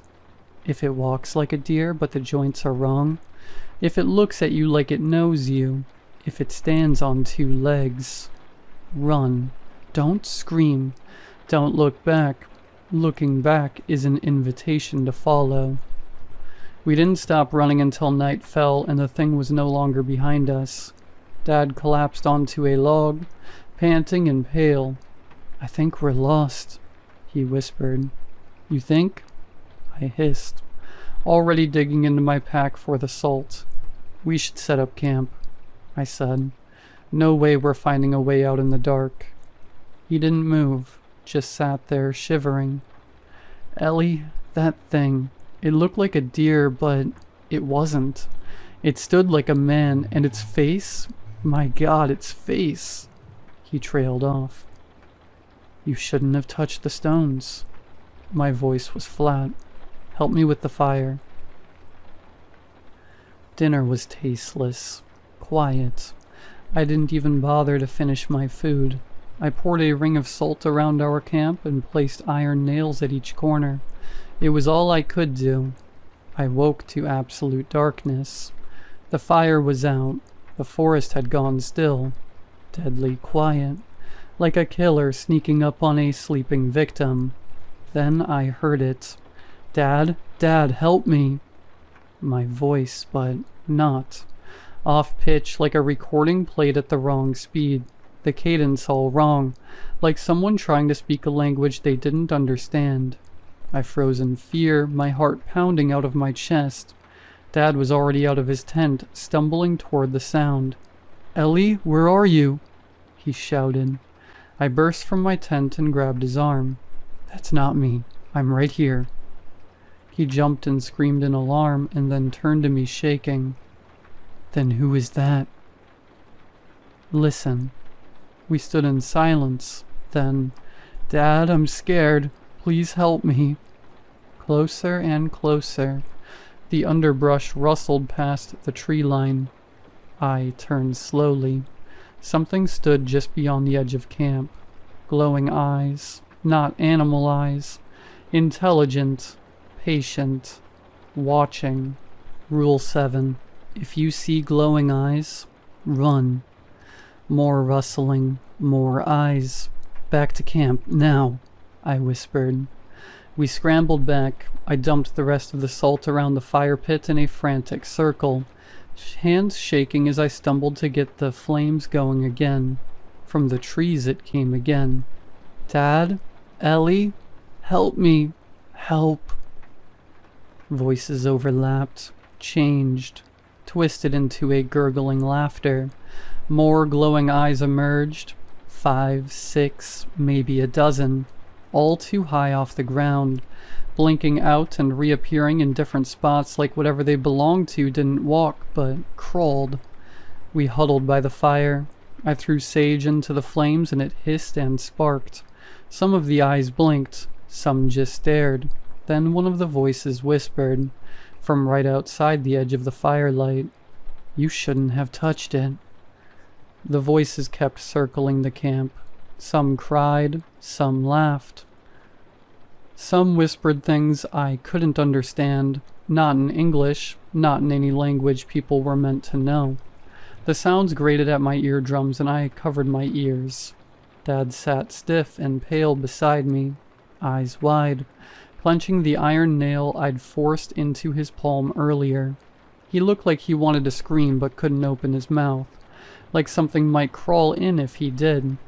I knew we couldn't sleep. We couldn't even blink for too long. We waited. The fire our only defense. My hand hovered near the salt pouch.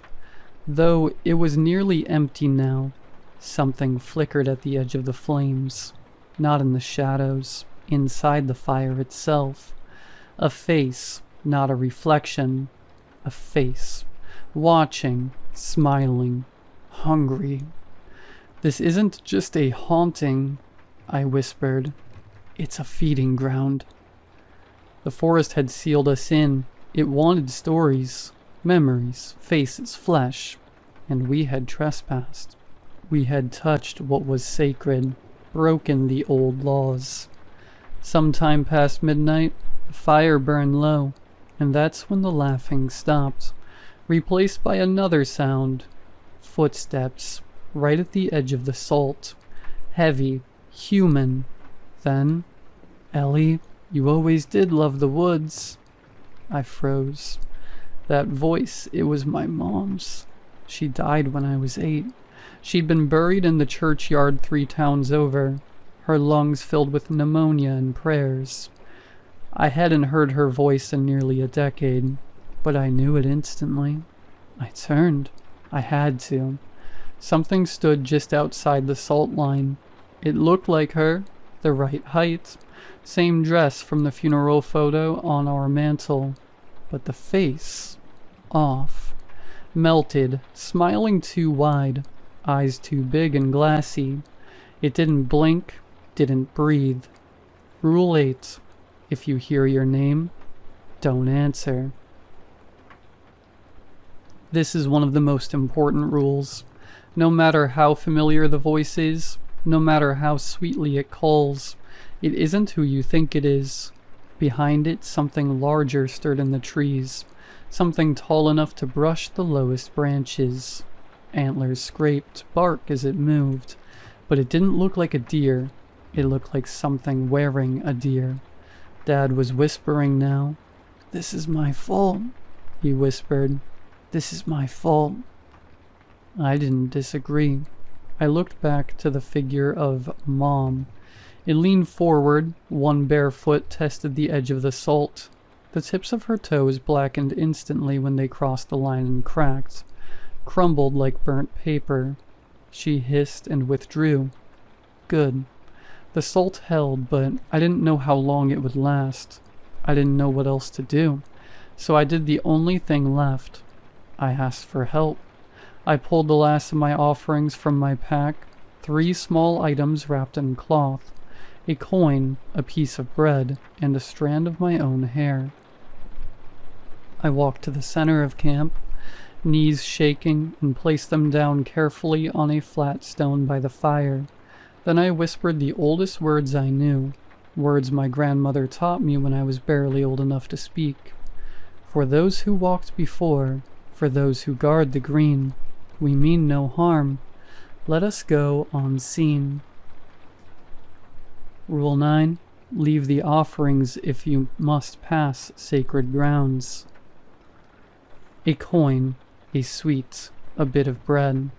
The old ones watch. Be polite, be grateful. Do not speak their names. The forest shuddered. The wind roared suddenly through the trees, though the leaves didn't move. A deep groan echoed beneath the earth, like old roots pulling themselves free. The figures at the edge of the salt? Gone. The eyes in the trees? Vanished. Even the fire quieted.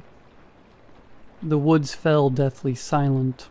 Not safe, not empty, but still, like something ancient had just turned its head away, deciding for now to let us go. The sun was beginning to rise. "Now," I said, grabbing Dad by the wrist. "We go now. Don't speak, don't look back." We didn't pack anything. We didn't need to. Anything we left behind belonged to the forest now. I followed a path that hadn't been there before, a trail of crushed ferns and moss, lit faintly by a silvery glow filtering through the canopy. A deer path, but not a real one. A gift, a chance. We walked. When the sun rose fully, we found ourselves stumbled out of the tree line, back at the gravel parking lot near the trailhead. Our car was still there, covered in leaves. We didn't speak until we were 3 towns away. Dad drove like he'd just been let out of prison, hands white-knuckled, eyes wide. Eventually he looked at me and said, "You said you had protection." "I did," I said, "and it worked." He asked nervously. I didn't answer, because I wasn't sure it had, because sometimes the forest lets you leave, and sometimes it just follows you home.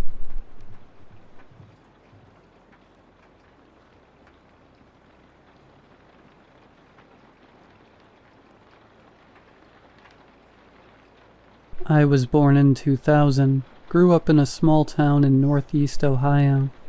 We had one of those little ranch-style houses, all on one floor, 3 bedrooms. It was just me and my mom for most of my life. My dad left when I was a baby. She was a good mom from what I remember. We didn't have much money, but she made sure I always had what I needed. She worked as a waitress at a restaurant in the center of town. Always tired, but always kind.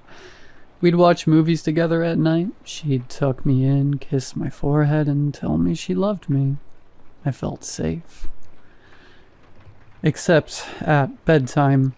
I must have been about 6 or 7 the first time I noticed it. One night after she tucked me in, I heard the floor creak after she turned off the light. Not out in the hall, right by my bed. I remember freezing, listening. Then I heard the sound of her breathing, slow, heavy, right underneath me. I leaned over the edge and whispered, "Mom?" She didn't answer. Just this soft little giggle. Not mean, not playful, just weird. I called for her louder. After a few seconds, she crawled out from under the bed like it was the most normal thing in the world, smiled at me and said, "Go to sleep, sweetheart. Mommy's here." Then she left the room. The next night, same thing. I heard her crawl under right after lights out. The soft thud of her knees and hands against the floorboards. The shift of the mattress as she settled in. Then the breathing. I was too little to really question it.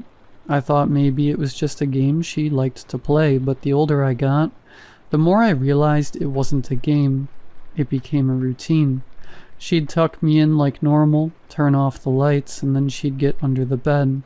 Every single night. And then she started doing little things. She would tap on the wood under my mattress in these odd rhythms. 3 taps, then 2, then 4. Sometimes it sounded almost like a song, other times like random patterns. If I moved or sat up, she'd stop until I lay back down. A couple times I caught her peeking out from the foot of the bed. I'd feel eyes on me and look down, and there she was. Her face just visible in the dark, one eye glinting in the faint light from the hall. No expression, just watching. I stopped sleeping well. I'd lie stiff under the covers, too afraid to move or call for her. If I tried to leave the bed, she'd grab my ankle. Not hard, just enough to stop me. Then she'd giggle again, that same soft, weird giggle. I never told anyone. How do you explain something like that when you're a kid? I figured no one would believe me. It wasn't every night that something scary happened. Some nights she'd just lie there quietly. I'd hear her whispering to herself sometimes. Words I couldn't make out, soft and steady like she was talking to someone I couldn't hear. This went on for years. During the day she was totally normal. Made my lunch, helped with homework, joked with me, hugged me. I remember trying to work up the courage to ask her about it once when I was around 10. I said something dumb like, "Mom, do you sleep under my bed?" She just blinked at me and smiled. "Oh, buddy, I don't do that. You must be having silly dreams." But that night she was there again, and the tapping was louder. By the time I was 9 or 10, I stopped looking under the bed. I started sleeping on the couch when I could get away with it. Eventually, when I turned 11, she told me I was old enough to have a lock on my door. She never came back into my room. I don't know why she did it. I don't know what changed. She passed away when I was 23. Cancer. In her last weeks, she was confused a lot of the time, drifting in and out, but one night, when I was sitting by her bed, she grabbed my wrist and said very clearly, "I kept you safe, you know. You were never alone at night." I still don't understand what she meant.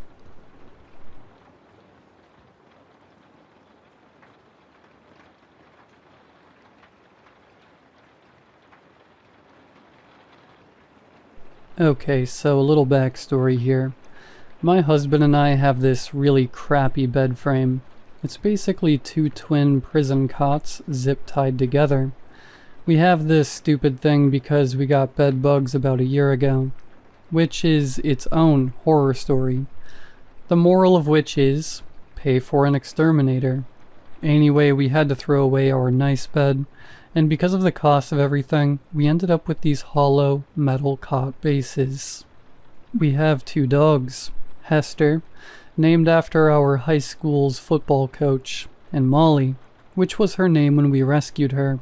It fit, so it stuck. Hester likes to sleep directly on top of you, whereas Molly is most likely to be found under the bed or in another room if possible. She kinda has 13-year-old girl energy. Sometimes she will lay in our bed before we get in bed, but as soon as we even bump her, she's done and back under she'll go. I think she likes her little cave. So last Wednesday was pretty normal. We all headed to bed and Molly hustled under the bed, despite me begging her to come cuddle me. After I gave up patting the bed and calling her name, I fell asleep around 10:30, reading a spooky story on here. Around 12 a.m. I woke up to Molly growling, which is unusual because she never growls and rarely barks. I asked her what was wrong, and once she heard my voice she calmed down and I didn't hear her growling anymore. Me being paranoid because of the story I'd just read made my husband go check the house, to which he lightly protested because Hess hadn't been barking or growling, which he does to everything including our poor mail lady. He nonetheless relented and checked the other rooms. No murderers in the building. Molly was just dreaming. Go back to sleep. I felt better, but it was weird and I wanted to make sure Molly was okay. So I leaned upside down under the bed to check on Molly. I saw what I thought was her fluffy tail wagging and said, "Are you okay, Molly girl?" I just saw her wag her tail, so I took that as a yes and popped back up and went to bed. But knowing what I know now, I don't think it was Molly. The next day, Thursday, was uneventful. The most exciting thing I did was attend a vendor lunch at work, but everything else at home was boring and normal. Dinner, TV, shower, bed. Same as the night before, we all headed to bed, only this time I fell right asleep because I was so tired from a bad night's sleep the night before. Then at 12 a.m. it happened again. Molly growled, only this time she barked too, which is actually what woke us all up. Even Hester started barking. I was so startled that I just yelled, "Dogs, cut it out!" Which stopped Molly, but now Hester was all riled up and jumped down to check on his sister. I followed his lead and I peeked under the bed again. This time I saw what the night before I thought was Molly's tail, except Molly was on the other side of the bed, wagging her tail so I could tell it wasn't her. I popped up and grabbed my phone for better light, but when I looked back, all I saw was a notebook, some dirty socks, every hair tie I've ever lost, and Molly just wagging her tail at me. When I told my husband, he jokingly said it's probably a ghost, and told me to go back to bed, but I was still freaked, mostly from how jarring it is to wake up from a dead sleep to 2 barking dogs. So I stayed up and just tried to calm down.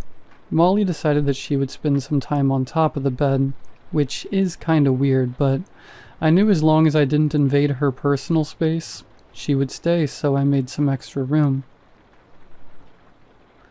I was messing around on my phone when I heard the faintest rustling and what sounded like a door moving. I froze and I don't think I've ever been so scared. I could see Molly, I was touching Hester, and my husband was out cold, so nothing else should have been making noise. Certainly nothing should have been opening doors. It just sounded like the faintest noise of something scooting. I whispered, "Molly?" Then it just stopped. I still couldn't move, so I held my breath and just listened. Silence. Finally, around 2:30, I was able to calm down enough to sleep, and I fell into a restless sleep. The next day I didn't have to work because I only work every other Friday, which was great because I was exhausted. It was a pretty lazy day. I decided I wanted a little nap, so I let the dogs outside to play since it was so nice, and walked to our bedroom for a little snooze. At 12 p.m. this time, I heard Molly barking and growling under the bed again, which was impossible because I knew she was outside, and this time I felt it bump the bed. I immediately started crying because I was home alone, and all I could imagine was a literal monster under my bed. As soon as it heard me sobbing, it quieted down, and the sound stopped. I gathered enough courage to leap out of bed, as far from the bed as I could get, and sprinted outside. I called my husband at work and explained what happened. Well, he was compassionate. He's also about as pragmatic as one can be, so he told me I was probably just tired and heard the dogs from outside. I reluctantly agreed and decided to let the dogs in and nap on the couch. Friday nights for us is usually 2 bottles of wine and binge watching It's Always Sunny until we are good and tipsy enough to playfully debate stupid things. Last Friday was no exception. I think we argued about whether or not blackout curtains canceled noise or not, which turned into why our dogs would be barking at nothing the last couple of nights. I told my husband that I kinda believed we had a ghost, and he teased I was being dramatic. Due to the wine overconsumption, I was feeling a little sensitive, and I took it way more personally than I would have sober, so I pouted and said I didn't want to sleep with him, which really only proves him right about the drama. But I stood my drunk, sensitive ground, and fell asleep on the couch. About 20 minutes later, I'm woken up by barking and my husband yelling, "Molly, stop it! What's going on?"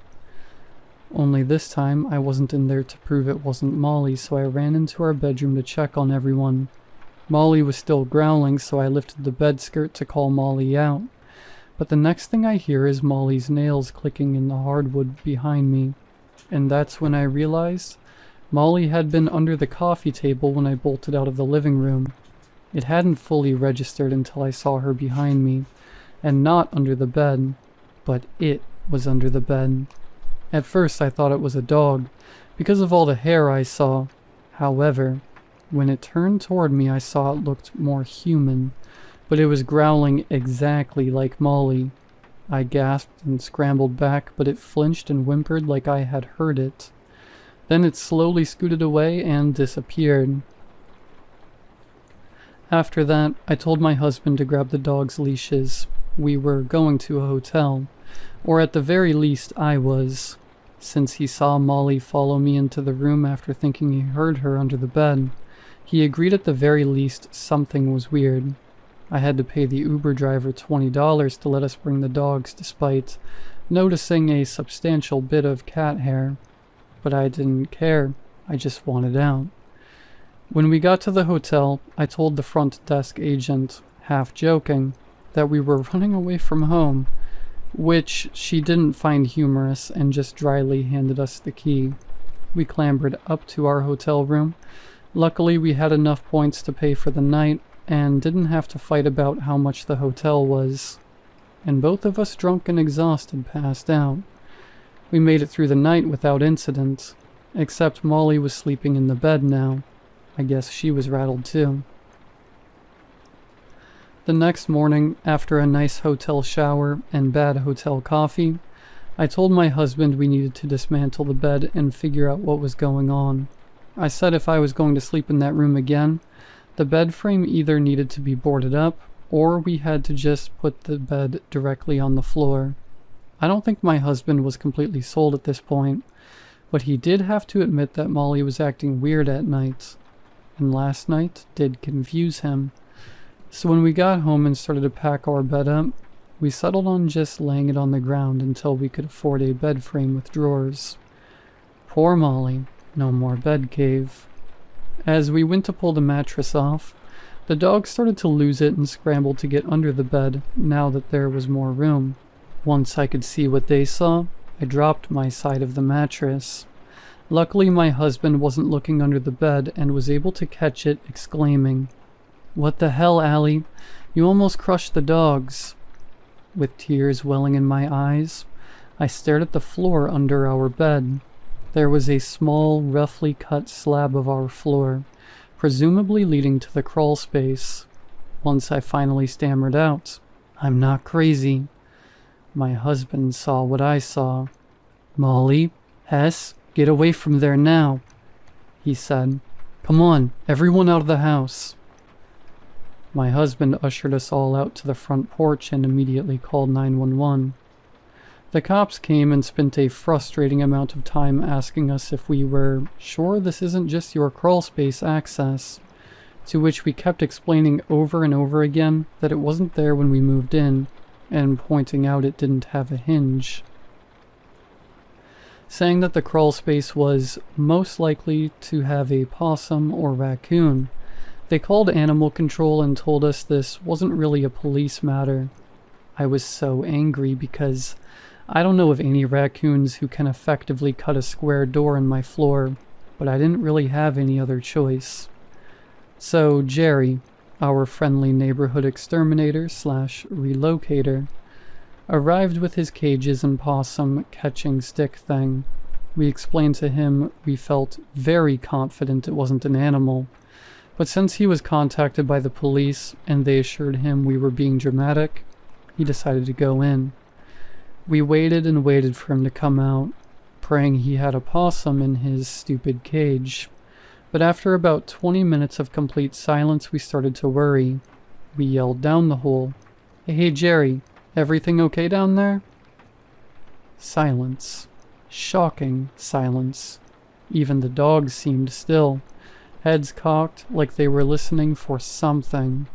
Anything. With nowhere else to turn, we called the police again and explained what had happened.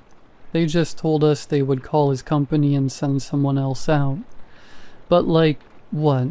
A man fully went missing in our crawl space?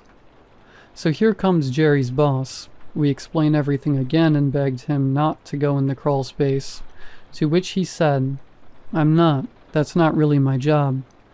He walked around the house to look for other exits to the crawl space, and when he found an opened hatch, told us. Jerry is our most tenured relocation expert, but he has a tendency to get a little antisocial. He probably didn't find anything, decided the job was done, and left. That didn't exactly feel like an answer to us, but this guy knows Jerry and we don't, so like, whatever, I guess. But also, what am I going to do? Make him go look for Jerry? So he just left. It wasn't until about an hour after he left that we realized Jerry's van was still parked on our street, so I felt pretty confident that Jerry didn't just leave the crawl space, unless he decided to hitchhike with his possum stick.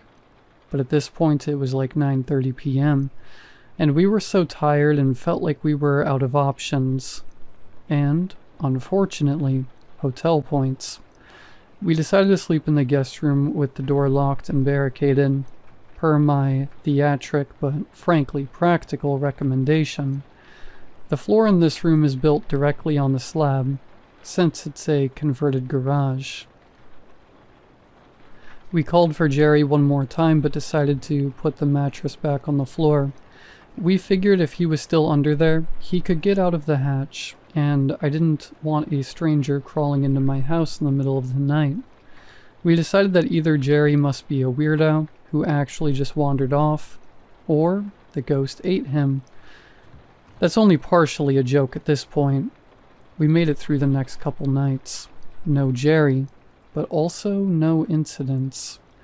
I guess his van just lives here now because I can't get a hold of anybody at his company. I don't really have any other option but to keep trying to call them. And wait, it's not like the police have helped at all. But now it's Monday night at 12 a.m. Molly is nuzzled under my neck, Hester is at my feet, and we cannot sleep because now we can hear them both growling under the bed.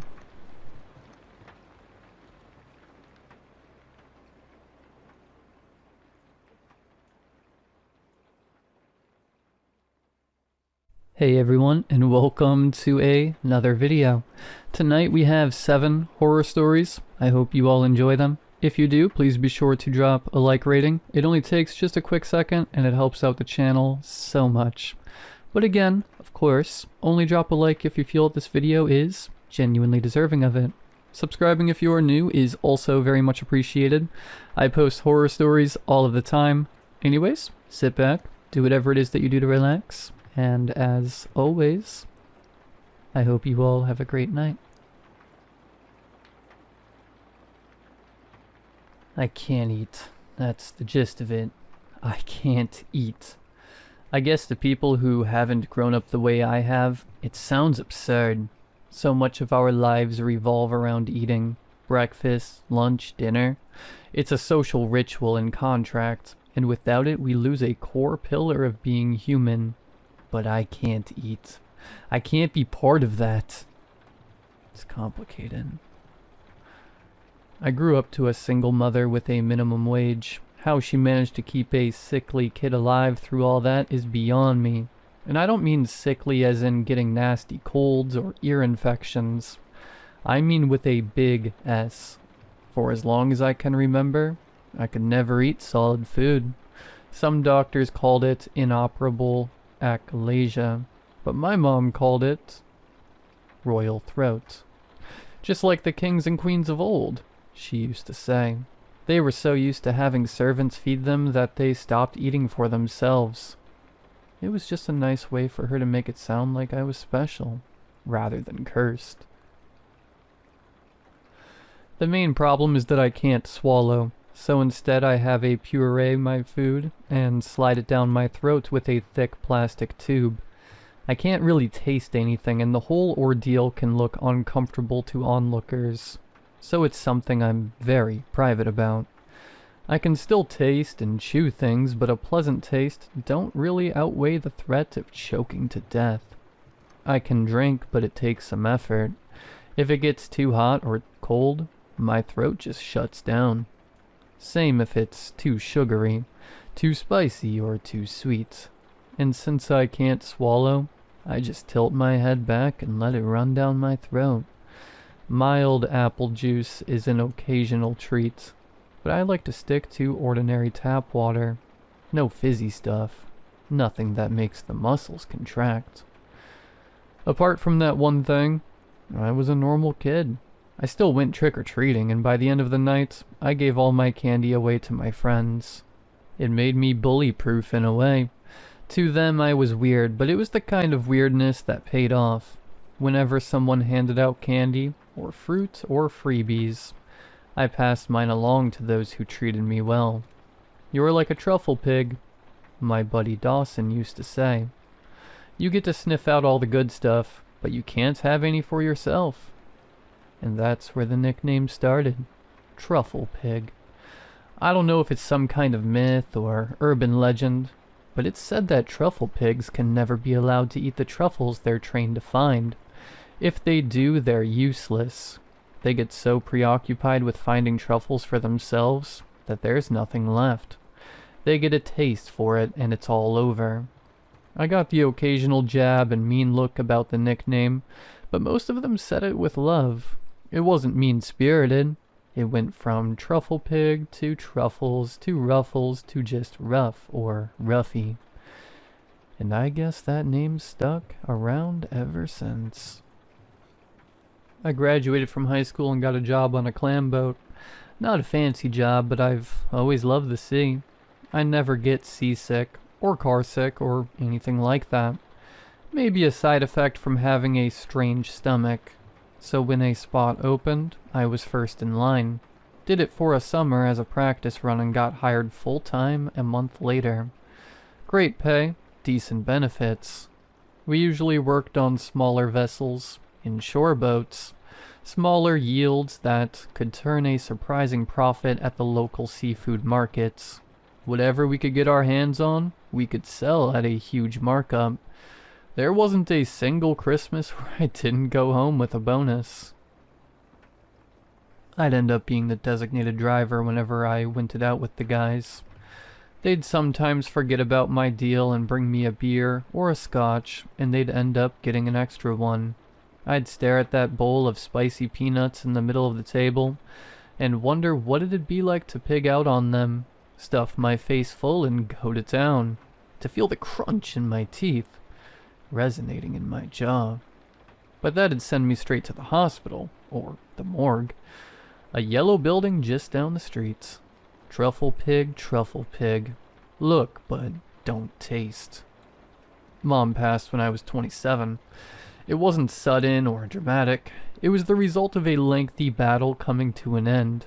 I held a speech at her wake, divided her possessions among her living relatives, packed all her things in brand new cardboard from the tool shop, picking apart a careful knick-knack ecosystem where everything has a place, leaving only pale walls and dust bunnies.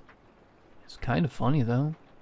There was one picture of her and I from when I was just an infant. Back then I had brown eyes and hair. I thought it was someone else at first, seeing as how I now have my mother's blonde hair with green eyes. But there was a note on the back confirming that it was, in fact, our first picture together. I was offered a few days off work to get my affairs in order, but I declined. Stepping away from your routine underlines how painful the change is. By declining it, you're robbing it of its power. That's what I thought, at least. But when it rains, it pours. And maybe I was distracted that one morning in early May when I turned on to the interstate. I'd gone down that road 1,000 times, but just this once, I didn't pay attention. Maybe the other driver didn't either. Either way, the collision was violent. No one died, at least. They had to cut me out, but the other guy walked away without a scratch. They put me in a neck brace and took me to a hospital. Ran all kinds of tests. I had a fracture in my left leg, but apart from that, it just looked bad. Most of it was surface level stuff. They still did their due diligence though. X-rays, checkups, the whole shebang. I'd have to wear a cast on my leg, but apart from that, I'd be fine. I remember the final day before they sent me home. The doctor, a middle-aged Indian woman, went through my x-rays and talked at length about how lucky I'd been. In between instructions on how to keep my cast clean, I threw in a question. "What about my neck?" I asked. "Am I gonna have to change how I eat?" "No, that should be fine," she said. "Why do you ask?" "The achalasia," I said. "It's inoperable. Should be in my file." "Achalasia?" She looked at me for a couple of seconds, then back up at the x-ray. "You don't have achalasia." I went over it with her again and again. I told her I'd been diagnosed as an infant, that it had stuck with me all my life, that my throat was atrophied, and that I could only have pureed food pushed down my throat with a tube. Royal throat, like the kings and queens of old. "I don't know what you're referring to," she said, "but I don't know what to tell you. You don't have it. From what I can see, you've never had it." She pointed at the x-rays and explained how to recognize it, and that there were no signs of it in any way. I was perfectly fine. I just had to practice eating. "If you've been doing this for so long, chances are you'll never get quite used to it," she admitted. "But physically, there's nothing wrong. But it's gonna take some time adjusting to." I walked out of there on crutches, but I barely even paid attention to the leg. I couldn't believe it. All this time I could have just been like all the others. Someone must have misdiagnosed me, but there was nothing in my file suggesting there'd even been a conversation about achalasia in my past. In those files, I was perfectly healthy. Always had been. I couldn't make sense of it. There had to be a reason I'd lived the way I had. I decided I would go through my mother's things to see if there was a hint. I had boxes to go through a second time. Maybe I'd miss something. I got a ride from the hospital by my buddy Stevie. 40-something, father of 3, salt of the earth kind of guy. The kind of person who has a pickup and doesn't mind helping you move. 'Cause that's just what you're supposed to do. He must have noticed I was a bit quieter than usual. "Don't worry about work, Ruffy," he said. "Give it a couple weeks." "Thanks, but that ain't it," I said. "It's my throat." "Whiplash?" he asked. "Got an ache or something?" I explained to him what the doctor had said, that I was fine and always had been. I told him about the x-rays, how nothing showed, and how there was nothing in my files. Stevie got so caught up in the story that he almost missed a green light, making the guy behind us lean on the horn. Stevie snapped out of it and stepped on the gas. "That's messed up," he said, making a left turn. "But I mean, that's good news too." "I suppose, yeah." I was gonna have to get used to a new way of living, one where I could sit by the table and share a meal. I had a hard time wrapping my head around it. I was a bit scared. After all, what if I didn't like it? Could I just go back to pretending? But first, I had to give it a try. I couldn't just go trudging into a restaurant and order a ribeye. I had to try something small. I had Stevie drop me off at the supermarket. I bought some yogurt, cucumber, and chocolate ice cream. I asked him to join me in the kitchen.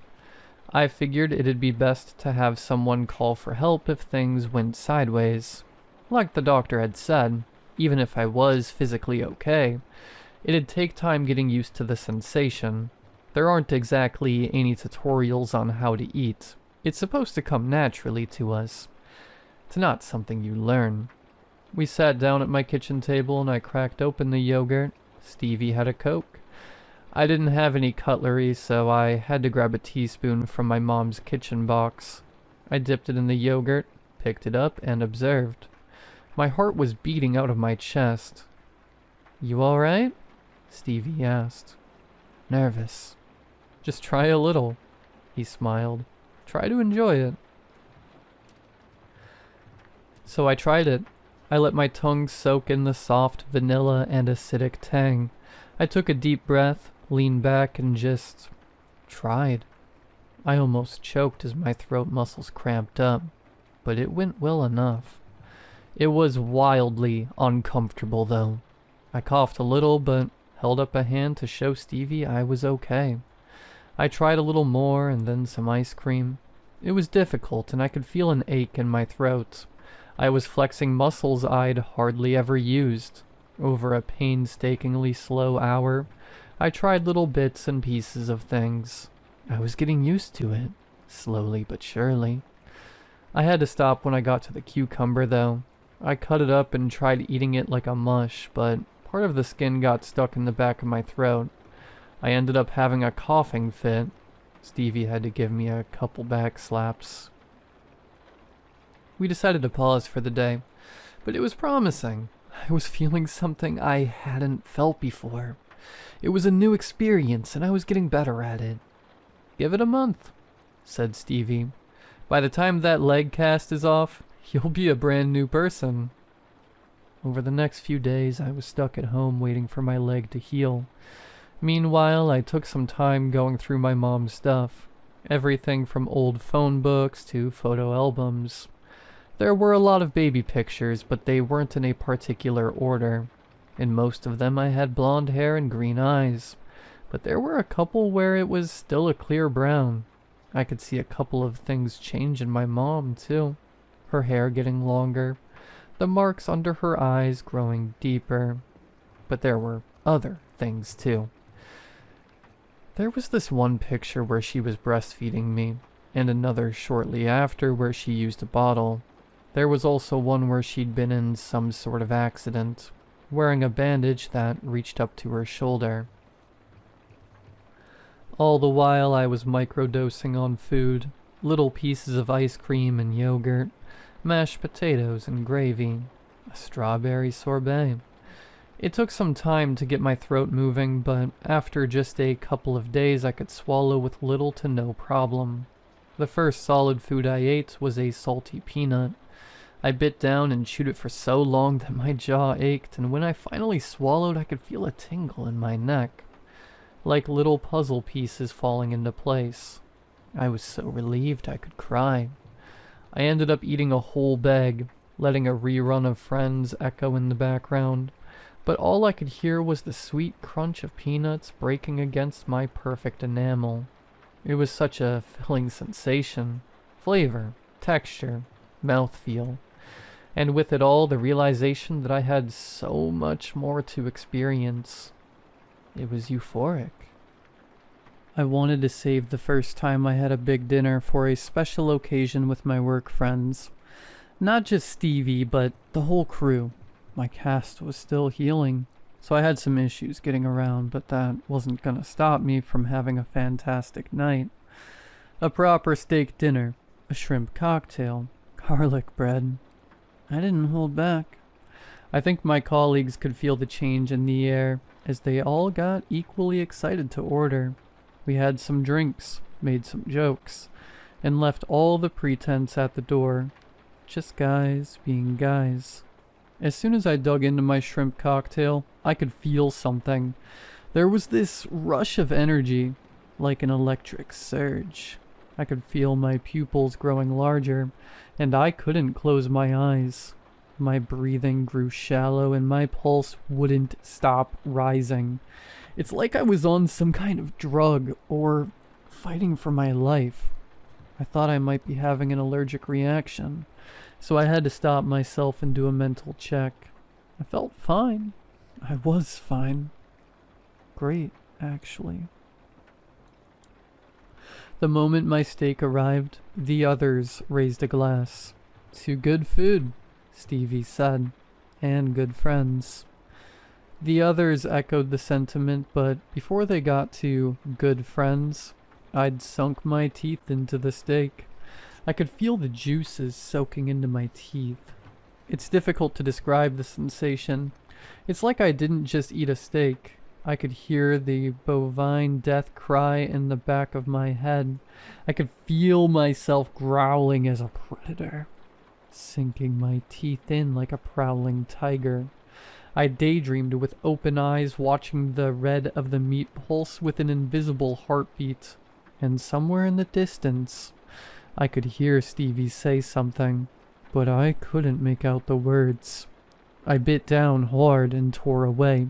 My teeth ached as if they were pushing themselves out of my mouth, reaching for more meat. And with every passing second, the restaurant faded away, until something cold splashed across my face. I was lying on the floor.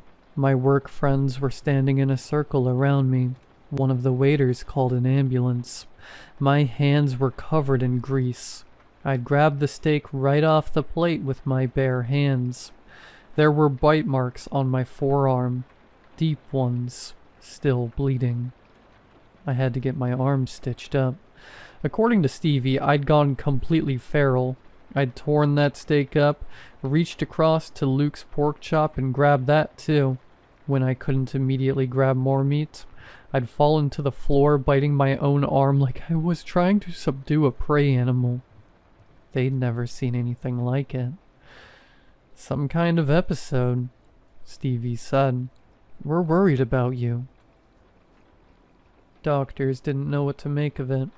Some kind of chemical imbalance from a sudden shift in diet, combined with stress and physical recovery. It didn't help that I'd been drinking. Not much, mind you, but enough for it to affect me. They couldn't point to a single instigating factor, and instead prescribed me a kind of anti-anxiety medication. They were just throwing darts at the wall at that point. Coming home, I noticed something peculiar. There was a crack in the side of my cast. I'd just been at the hospital, and it had been fine, so it must have happened recently. I thought about going back there, but I flexed my leg a little, and it felt fine, and in a couple of minutes the whole cast peeled off. My leg was healed. Now, I'm no doctor, but I couldn't feel anything wrong with it. I could put pressure on it, walk, flex my foot. Not even a hint of pain. The only thing I could point out as being unusual was a strange skin growth on the left side of my thigh. At first I thought it was a long strand of hair, but it was too thick and covered in skin. touching it didn't hurt, so I just broke it off and held it up. I got a little spot of blood from it, but nothing major. The thing was moving when I held it up, contracting over and over, like a dying insect, or like the leg of a shrimp. I got a call from my boss the following morning. They insisted I took some time off, in accordance with my doctor. They were eager to have me back, but I had clearly not adapted to the new circumstances. It was a very diplomatic way of saying I was making people uncomfortable, and that they needed some time before they could forget that mental image of me gnawing on myself like a wild animal. But that just gave me more time to experience things on my own. I made a long list of things I was going to eat: pork, chicken, turkey, maybe something a bit more unusual like alligator, at least 3 kinds of fish, crab, and every kind of fruit I could find at the supermarket. Then again, fruit didn't excite me as much. There was just something about biting into meat that was way more satisfying. I enjoyed the taste of fruit and veggies, but there was something about the texture of meat that I couldn't make sense of. Then again, this was my first time experiencing food. There was no way for me to know this wasn't normal. When I got back from my shopping spree, I went to the bathroom to wash my hands. I noticed something in the bathroom mirror. My eyes looked different. The pupil looked rectangular. I figured it was a trick of the light, but I couldn't shake the feeling that something was about to change.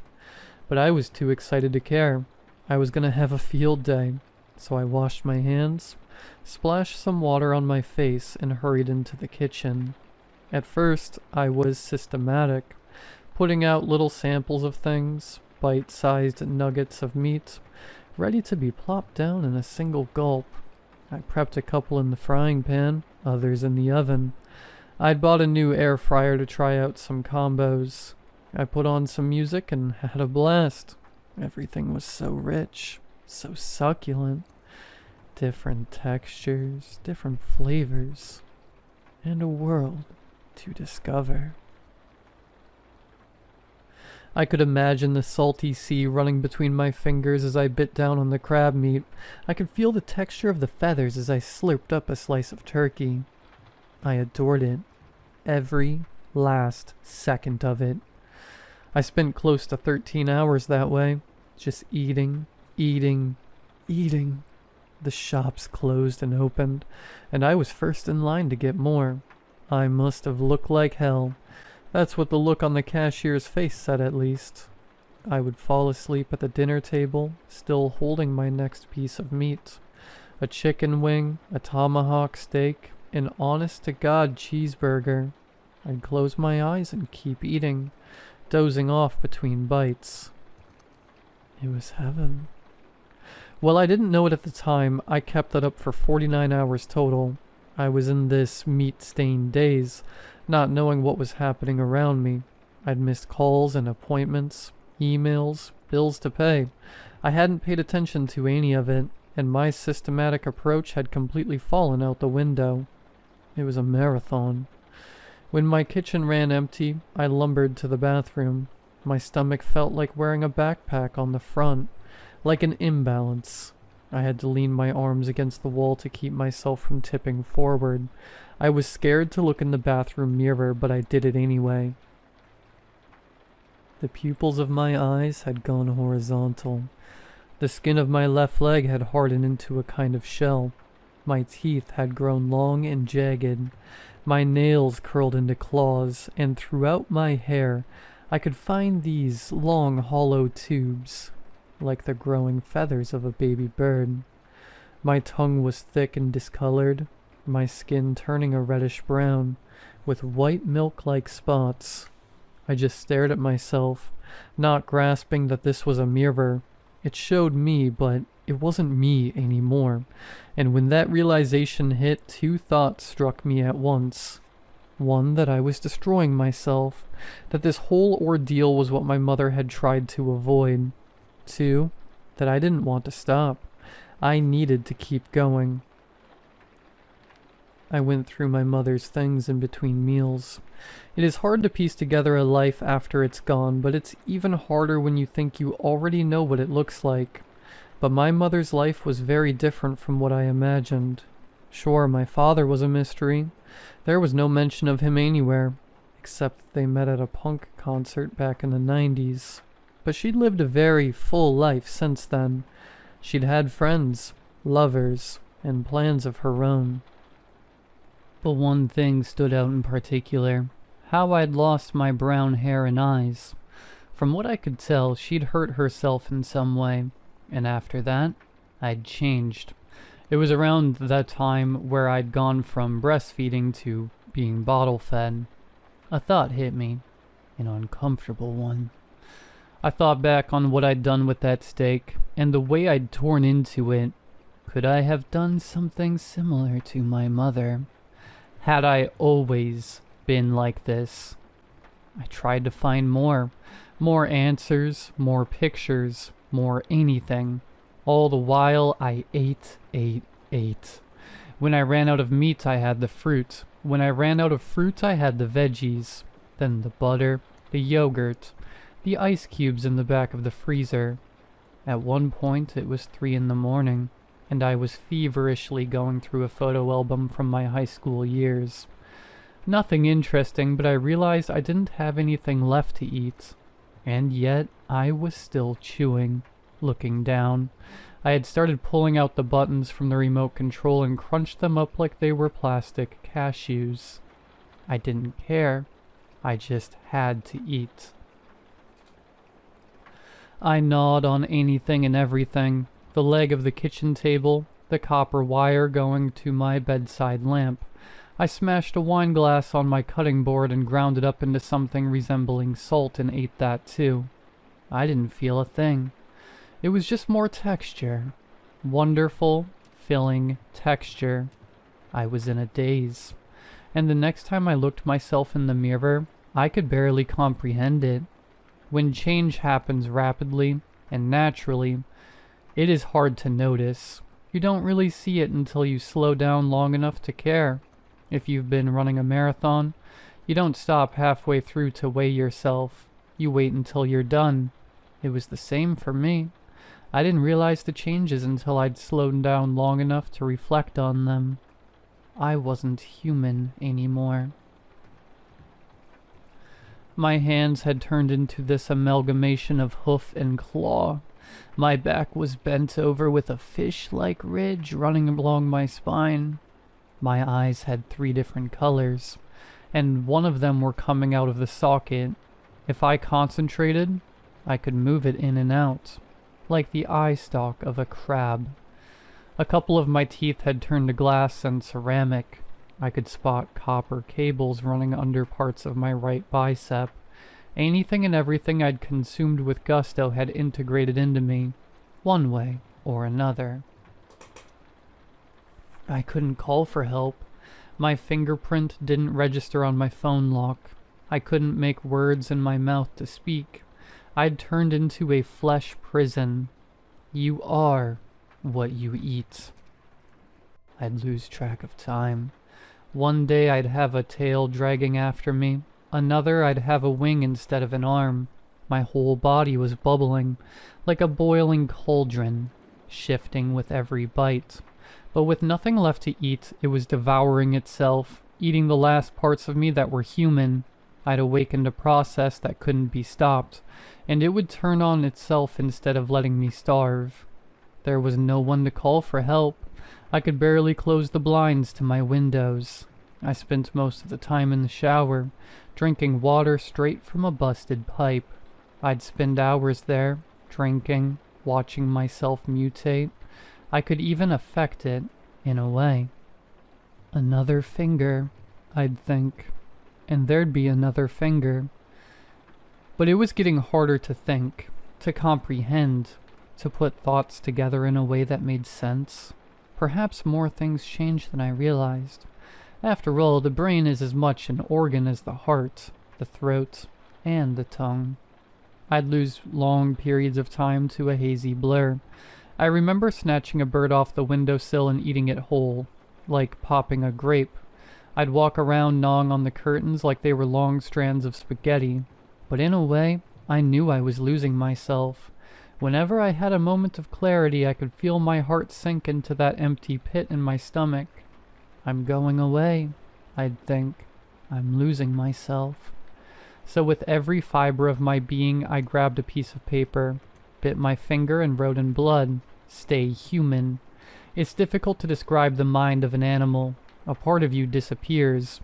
You don't think about inconvenience or what ifs. You think about your next meal, where to sleep and where to get water.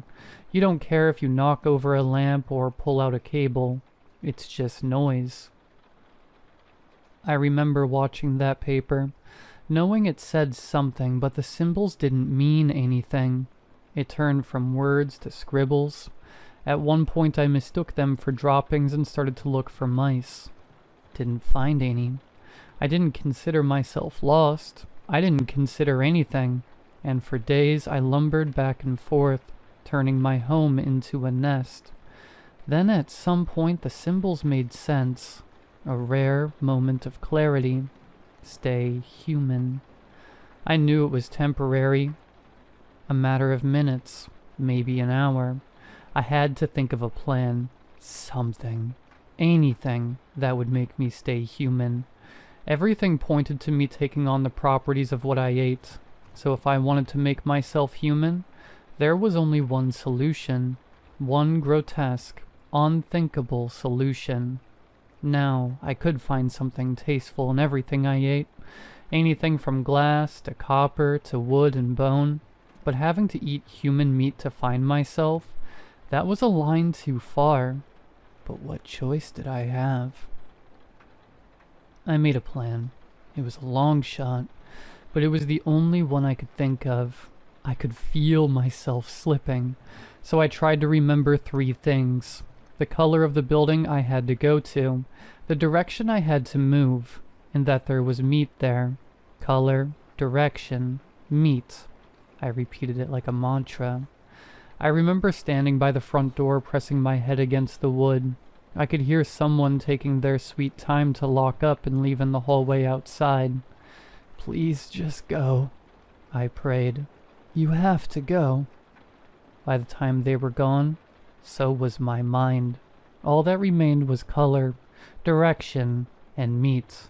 I made it outside. I followed the direction, looking for the color.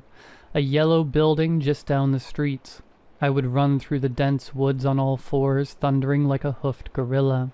I could feel my body changing to sustain the momentum, my arms growing heavy. I had to force myself to keep going, to stay focused on the task at hand. There were so many distractions.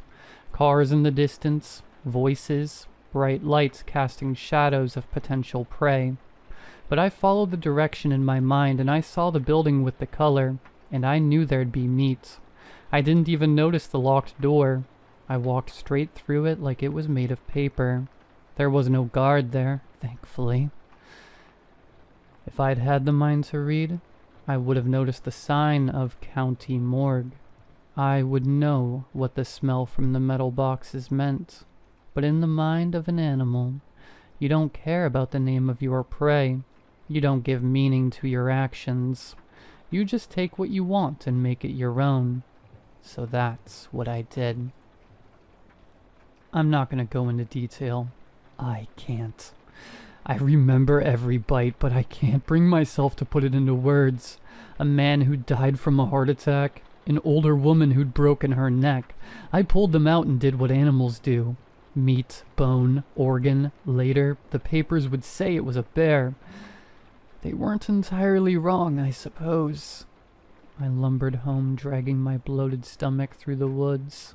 I'd feel my senses returning to me, a mind becoming human. But with that realization came understanding in what I'd done, and the searing emotional pain that ensued. I lay there among the berry bushes and the blue sunflowers outside my apartment complex, hoping no one would see me, as I waited for an opportunity to go home. But honestly, at that moment, I think I rather would have died. So here we are, back at the start. can't eat. My hair has grown out into a mix of black and gray, a combination of the two people missing from the morgue. My face still looks like my own. I guess that part was still buried somewhere deep in me. I'm a little taller and a little heavier, but my colleagues have chalked that up to a change in diet. I've gone back to an all-puree lifestyle. That same old bottle pushing straight into my gut. I can't allow myself to be lost to sensation again. I treat myself to some fruit every now and then, and the occasional drink, but I don't eat full meals. I don't want to tempt fate any more than I already have. I'm back at my job, and I think I'm doing all right. People are looking at me like they always have. No one questions that I've gone back to what works for me. They could see for themselves that something didn't quite sit right when I started eating. They didn't want to see that roughie again, and that's fine with me. Of course I want to know more, but the only person who could tell me for sure has passed on. There are no more leads, no more signs. The only thing I could find was a curiosity among my mom's old letters. I'd missed it once because it was stuck in her collection of birthday cards, but there was a handwritten note from an anonymous sender. I told you not to breastfeed him. No name, no signature, just messy handwriting on a crumpled up piece of yellow paper. All in all, life goes on. I know I'll never really be like everyone else, but I think that's okay. I can pretend for as long as I need to. Maybe it's okay to be a tainted truffle pig, as long as I don't go looking for something to eat. But if I'm honest, sometimes I wonder, if I gave in fully and let myself run loose, if I consumed anything and everything, what would that make me? If I put it all into a single package, what would I become? Truffle pig, truffle pig. Look, but don't taste.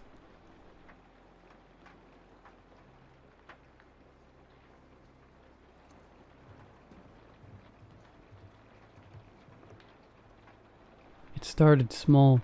I'd turn off the TV and see my wife standing at the edge of the hallway, half in shadow. No phone, no water, no reason to be there.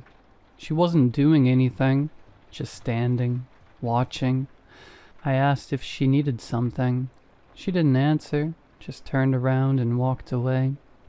I figured she couldn't sleep. But it kept happening. I'd find her in different places, always in the dark, standing in the bathroom doorway, crouched behind the kitchen counter, pressed into the corner of the guest room closet. She never said anything, never moved until I acknowledged her.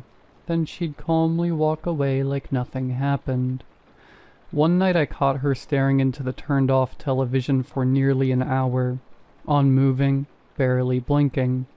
I asked what she was doing. She just said, "I'm listening." I set up cameras, one in the hallway, one in the living room, one in the bedroom. First 2 nights, nothing. Third night, at 2:14 a.m., she stepped into the bedroom frame and stood at the foot of the bed, completely still. She didn't blink for 12 full minutes. Her mouth was slightly open. Then she left. I showed her the footage the next day. She stared at the screen in silence, then said, "I don't remember that." She didn't ask me to delete it. She just went into the bathroom and locked the door. Things escalated. I found blood on the hallway light switch, smears on the inside of the closet door, a towel soaked and folded under the sink. She claimed it wasn't hers. That was all she said.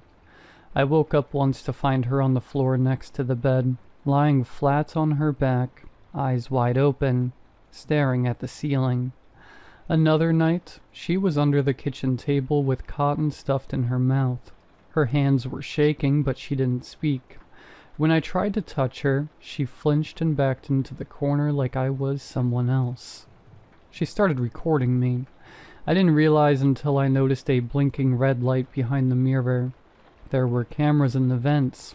One inside a cereal box, another behind the toilet, aimed at the door. I confronted her.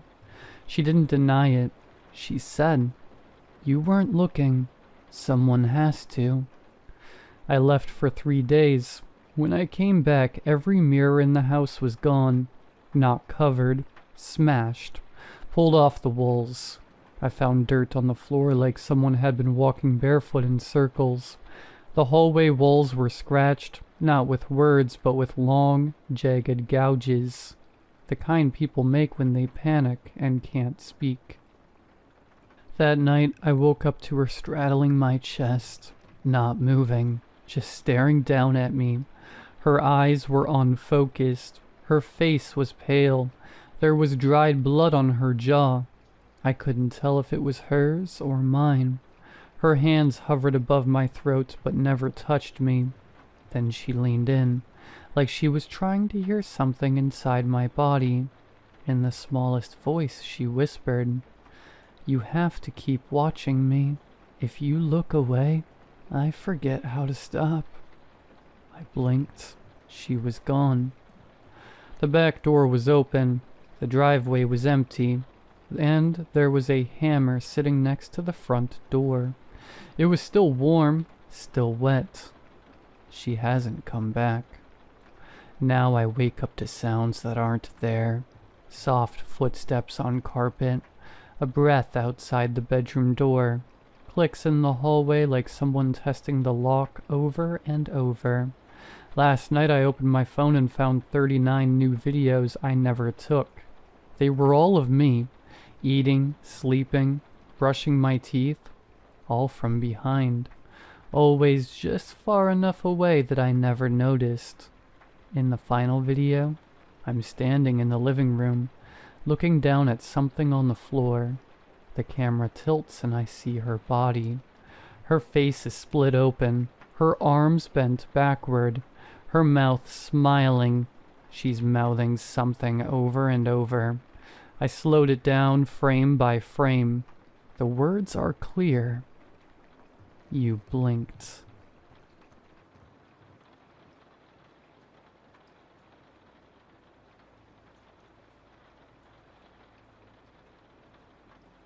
Airports make my skin crawl.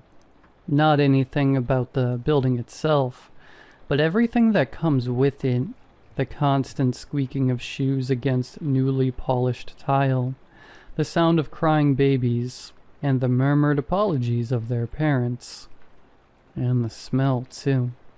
The airport in general was a mess of various scents, some pleasant, like freshly baked pretzels, and some not so pleasant, like the stench of body odor. It was a sensory nightmare, and I avoided it whenever I could. I was content with living the rest of my life in my little town, in the same country. However, fate had other plans. One of my friends, Julian, told my mom he was heading across the country for school. She saw it as the perfect opportunity to get me out of the house. I applied thinking my grades were too low to matter. But since God hates me, I got in. The plan was set. Julian would have already arrived at New York before I even left, meaning he would pick me up the moment my flight landed. Before I knew it, the day arrived and Mom was dropping me off at the airport. "It's time to grow up, Marin," Mom said, placing a hand on my shoulder. After one final hug and goodbye, she left, leaving me utterly alone, gazing up at the sterile edifice towering over me. Before I entered, the smell of sanitation spray and coffee wafted through the automatic doors. I checked my watch. 3:30 a.m. With a sigh, I entered the airport, my suitcase rolling behind me. I weaved through families, businessmen, and employees alike until I finally reached a respite, a large screen with some dated software, displaying flight times. Scanning the list, I found mine. Gate 5, 5 a.m., New York. I was granted a short amount of relief that was instantly dashed when I saw the flight below mine. Everything matched. Same gate, same flight, same time. Except for one thing. NWE, York. I frowned, squinting in the dim light. I couldn't be right. I knew the airport was old, but surely they wouldn't miss such an obvious mistake, right? It was something so trivial, but it bothered me to no end. I hobbled over to a worker and alerted her of the error. She just blinked twice before snorting. "First time?" she asked, and I nodded sheepishly. "Yeah, I thought so. Don't worry, I'm sure it's just a glitch. Nothing for you to worry about." Her tone was nonchalant, and I felt myself relax just a little bit. She was right. What was I worrying about? The technology looked like it was made in the 90s, and the airport was built in the 50s, and I was worried about a simple misspell. It was just the nerves talking, and yet, despite repeating the same mantra in my head countless times, I couldn't get rid of the feeling of dread looming over me. I sat at the terminal for around 20 minutes, just watching the people around me and thinking about nothing. Eventually, the PA system came on, and the automated voice announced my flight's boarding time. Now boarding Group A for Flight 5B to JFK International, departing from Gate 5. I looked up and saw a large gathering of people at a gate nearby. The crowd moved as one, shuffling forward like a line of ants. I grabbed my bag, took a deep breath, and walked into the mob. There was a woman who was taking the tickets. She wore the traditional uniform for most workers at the airport and wore a stoic expression. "Ticket?" she said, holding out a hand. I handed her mine, and she checked it. Her eyebrows furrowed for a moment. My heart stopped. Were there problems with my ticket? Was she going to ask me to step aside? She checked the screen again, then at me, before nodding once and stamping my ticket. I breathed a sigh of relief. The line progressed slowly until finally I was on the plane. It was not what I was expecting. I've heard many stories from my friends about airplanes being noisy, with people chatting away, or the sound of children playing with toys. It was dead silent. Not in a peaceful way, though. It was a foreboding silence, like the kind you'd expect from a funeral home. I was sat beside an older woman who, from what I could tell by my peripheral vision, was staring directly at the back of the seat in front of her. I know this doesn't sound weird, but when I say staring ahead, I mean she didn't move at all, not even to blink. The entire time. And it wasn't just her. It was everyone on the plane, too. I couldn't see much because the seats were in the way, but I could tell that they were all just sitting there not moving a muscle. Out of fear of drawing attention, I sat just as stiffly, my shoulders hunched. My other neighbor, a businessman, settled into his seat with a sigh. He took out his laptop and opened it, the screen lighting up the area around us in an unnatural glow. Now being able to compare what a normal person looked like on the plane to everyone else, the oddities of the others were even more apparent. As I redirected my attention back to my surroundings, my heart stopped. The older woman was now glaring at the businessman. Her gaze was intense, as if she were trying to burn holes in the side of his head. The passengers in front had also turned around and were watching him work. My breath quickened as I glanced around the cabin. Everyone was doing the same thing, watching this man type away on his laptop, who was completely oblivious to the attention he was getting. When he lifted his head to stretch and saw the dozens of eyes staring at him, his face paled. He didn't say anything, but I could see the panic in his eyes. He shifted in his chair, head darting from one passenger to another, before finally settling on me. I could see the question in his gaze, the silent plea for help, but I had no answers.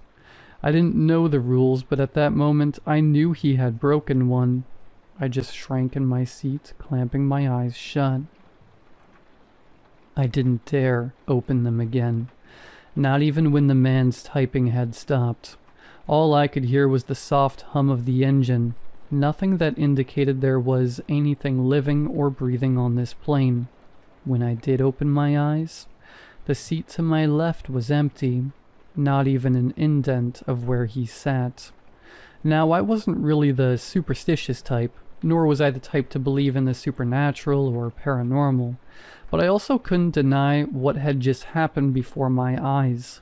Whatever the explanation was, something was seriously wrong. My mind was racing with questions, but I couldn't focus on any of them. All I could do was try to keep calm and remain still, careful not to let my breath get too loud or uneven, as it seemed like the smallest disturbance could draw unwanted attention to myself. Suddenly, the screens that were embedded into each seat turned on, and I just barely managed to fight off the urge to gasp. However, I did flinch, prompting my neighbor to turn her head ever so slightly towards me. I froze, stared straight forward, and waited until she had returned her gaze back to the screen. Once she had done so, I let out the breath I was holding in. A safety video started playing, which was strange since we had already taken off, but this was far from the strangest thing about the plane, so I didn't question it. It was a rather standard video, the type that you would see on any other commercial airline, with gray animated characters showing how to fasten the seatbelt. I followed along with the animation and strapped myself in. Click. All at once, however many people were on this plane also strapped themselves in with a unified click. I was off by a few milliseconds, but either those things didn't notice, or were too distracted by the few stragglers who were off by several seconds. Others like me and the businessman, I assumed. Once again, the attention of the old woman and assumedly all the other passengers were focused on the latecomers. I didn't need to see to know that they too disappeared without a trace, just like the man next to me. The video continued and text appeared on the screen. I couldn't even read it on account of how many letters were mixed up. It was like a keyboard mash, and I couldn't make out a single word. But somehow, I still got the general message. Follow the instructions or face the consequences. At that point, I was pretty sure the consequences were death, so for the rest of the video, I followed along with whatever it instructed, making sure I did everything exactly right, down to the second. But it just kept going, odd request after odd request, with no rhyme or reason. Press the call button 3 times. Hold your breath for 10 seconds. Close your eyes for 5. The list just went on. One by one, the remaining humans on the plane were picked off. A man coughed during the 10-second holding session. He was gone.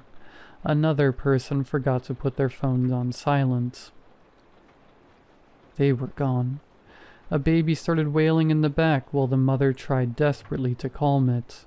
I shut my eyes and willed the tears forming in them to stay, the lump in my throat to go down, and my heart to stop its rapid thumping. No rhythm that might set me apart. The crying ceased instantly. They were gone. Soon I was the only human left on the plane.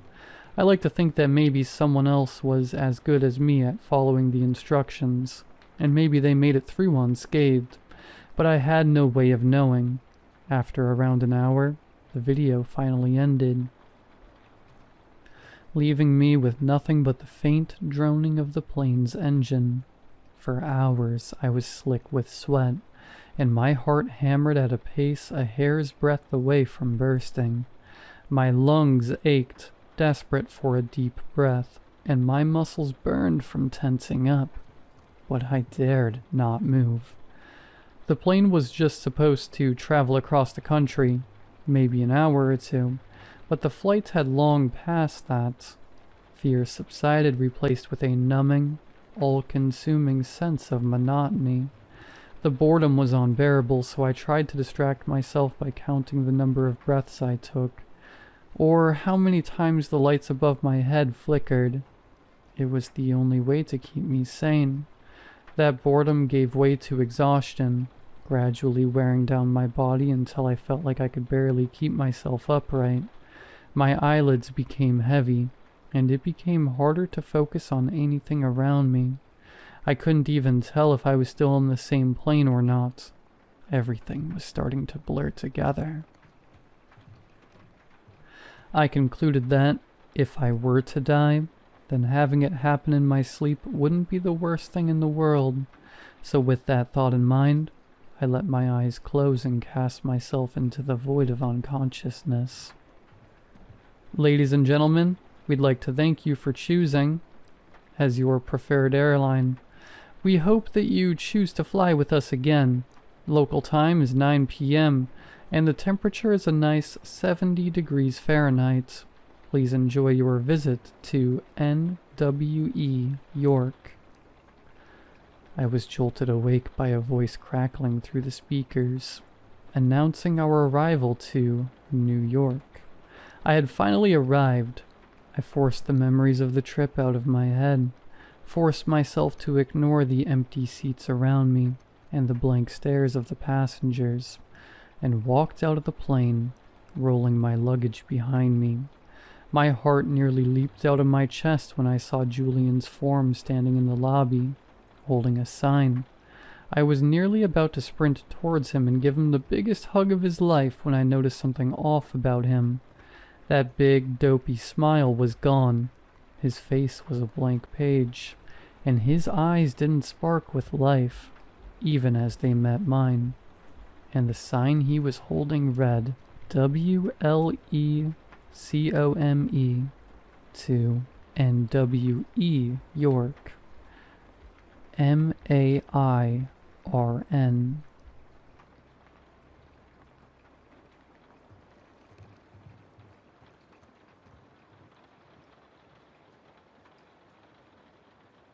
It was a peaceful Friday morning, 4 a.m.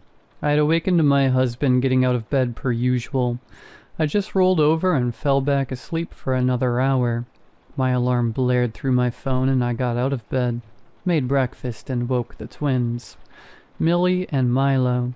They ate, got dressed, fed the dog, and I took them to school. Everything was normal, then went to work.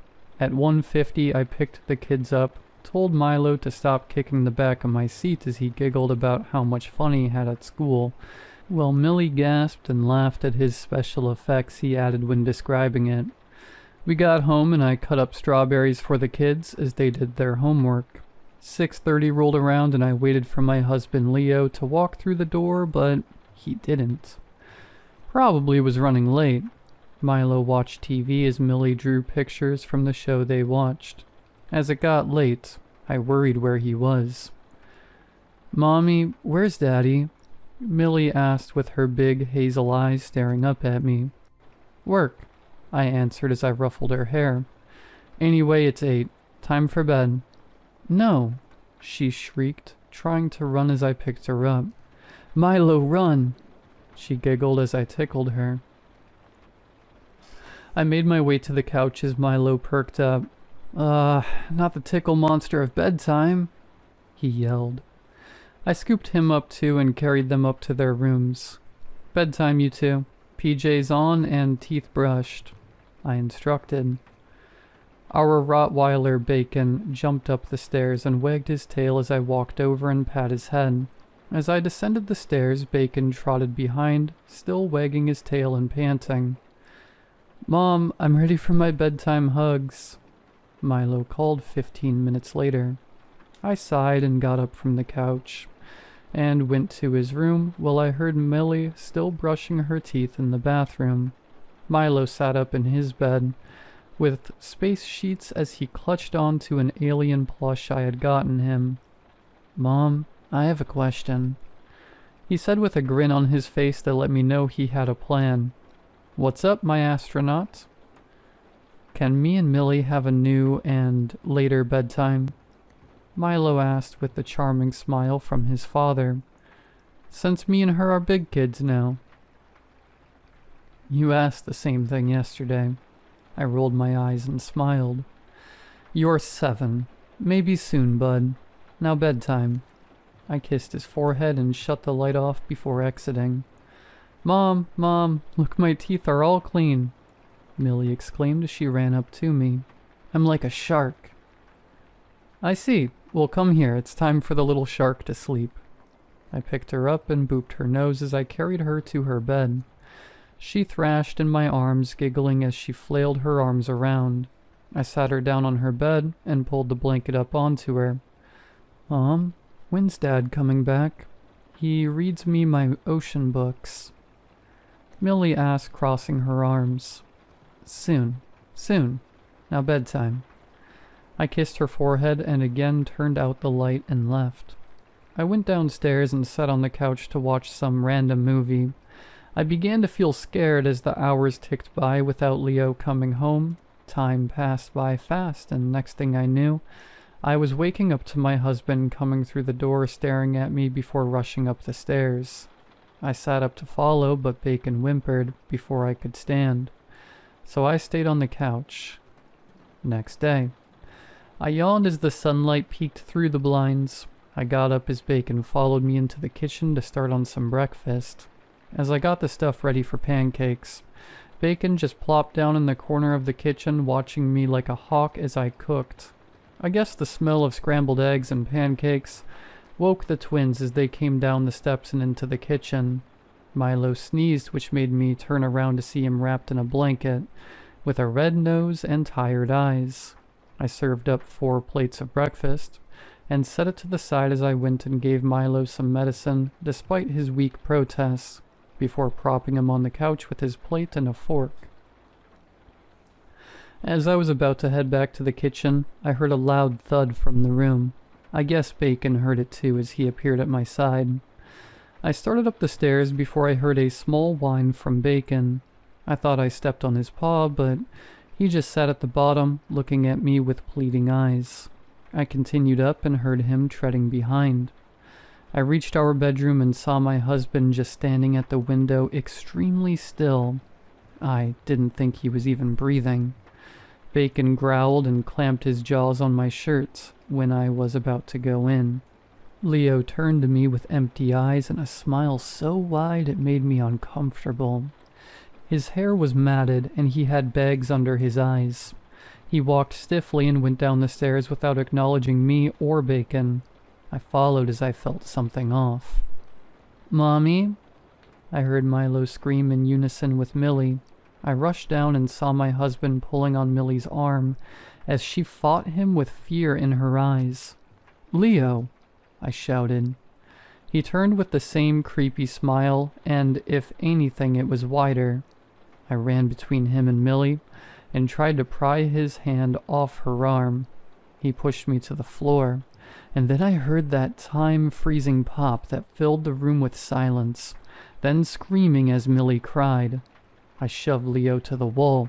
Millie scrambled away and Bacon barked at Leo with an aggressive tone I had never heard before from him. I ran to the corner where Millie sat sobbing, holding her shoulder. Millie, are you okay? I asked, panicking as I tried to hold her shoulder. Dislocated. I only knew since the memory of when I had dislocated mine one summer when I was younger. Oh, Millie.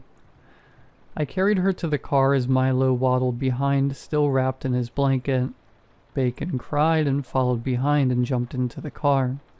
I rushed to urgent care. It was closer than the ER.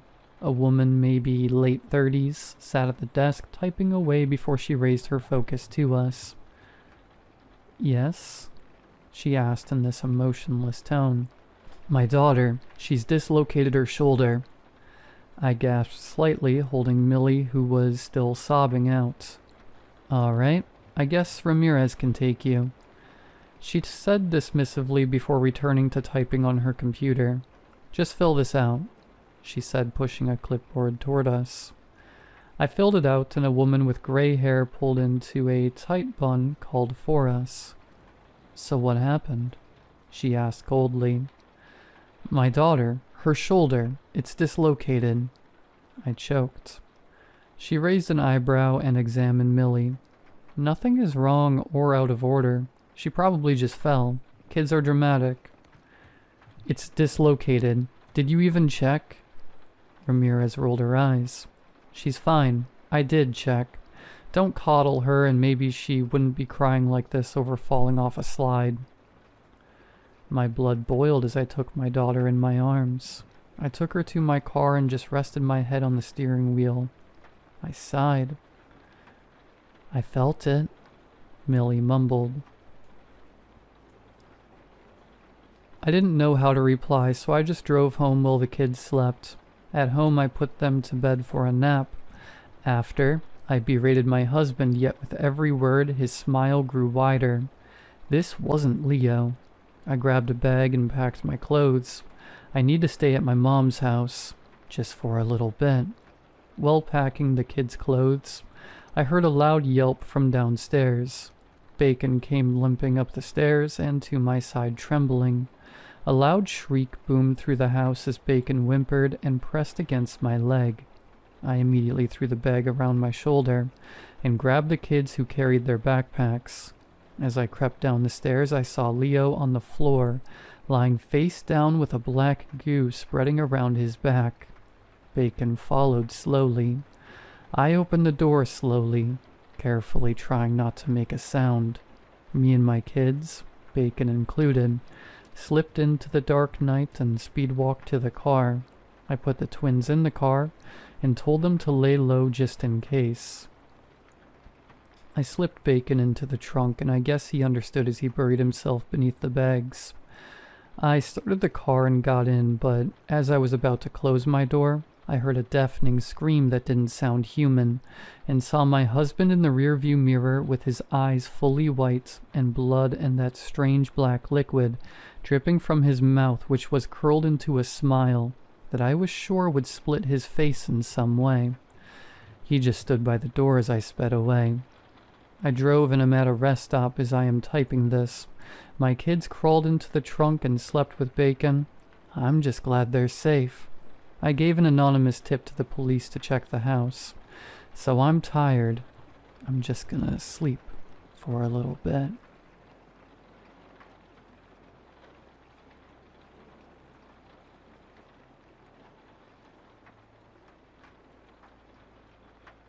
It started as a stupid accident.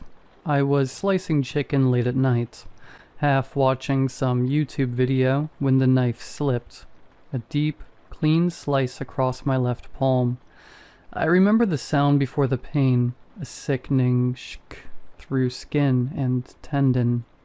I swore, dropped the knife, and clutched my hand. Blood poured out fast.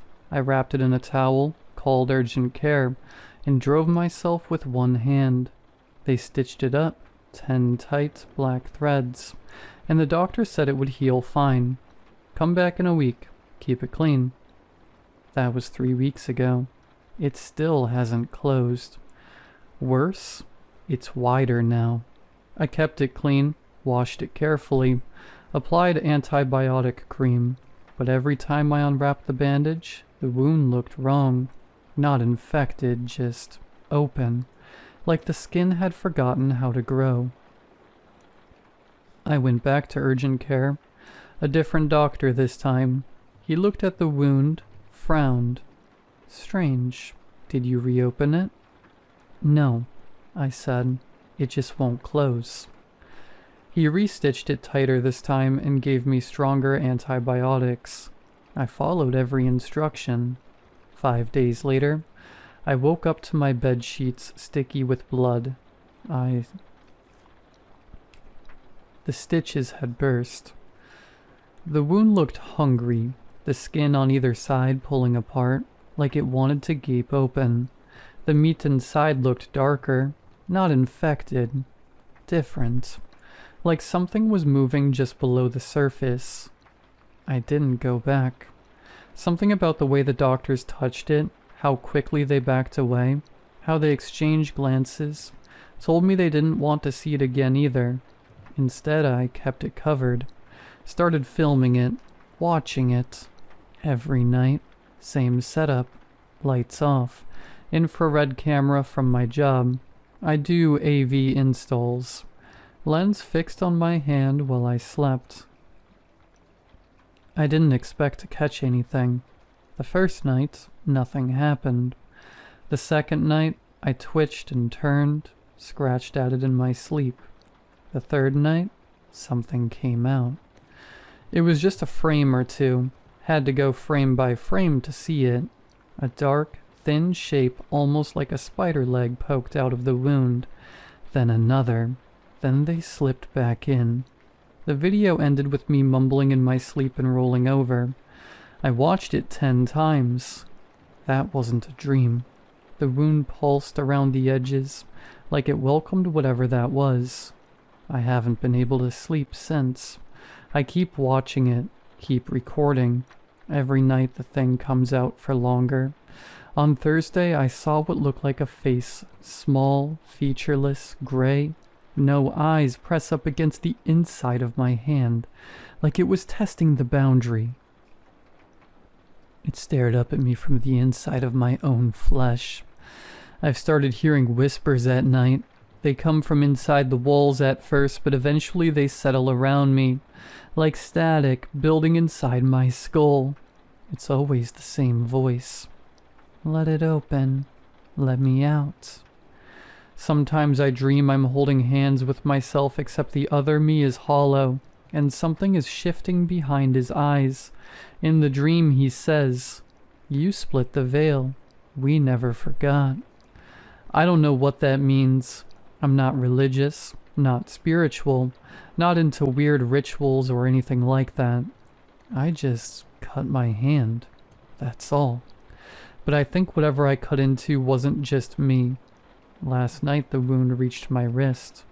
It didn't bleed, it just unzipped, smooth and silent, skin curled outward like pages peeling back. There's no pain anymore, just a low vibration like my hand is a tuning fork or something old and far away. I saw bones, mine, but they were moving, rearranging, making room. For what, I don't know. But it's getting closer to the elbow now. I can't go to a hospital. I know they'll cut the arm off, and I think it'll keep growing anyway. It doesn't want out of my arm. It wants out of here. If anyone reads this, listen to me. Don't cut too deep.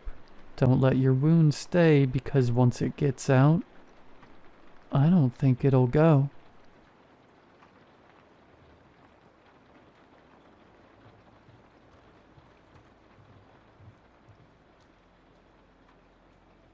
It all started in 5th grade when I was 11 years old. It was a pretty normal Monday afternoon after school.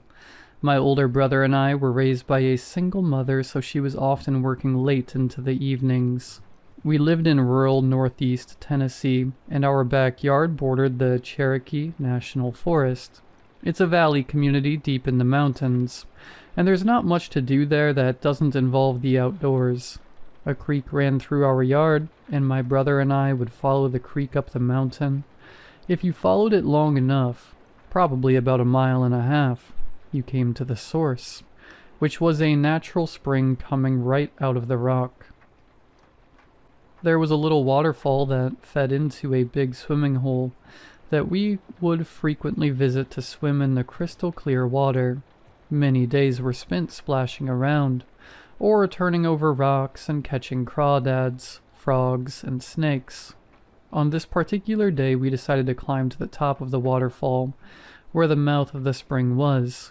We didn't normally go up there because we were afraid of falling, but I guess we were just extra adventurous that day. I was laying on my back in the shallow water ahead of the drop. Not floating, it was too shallow, just laying on the smooth river rocks and looking at the clouds.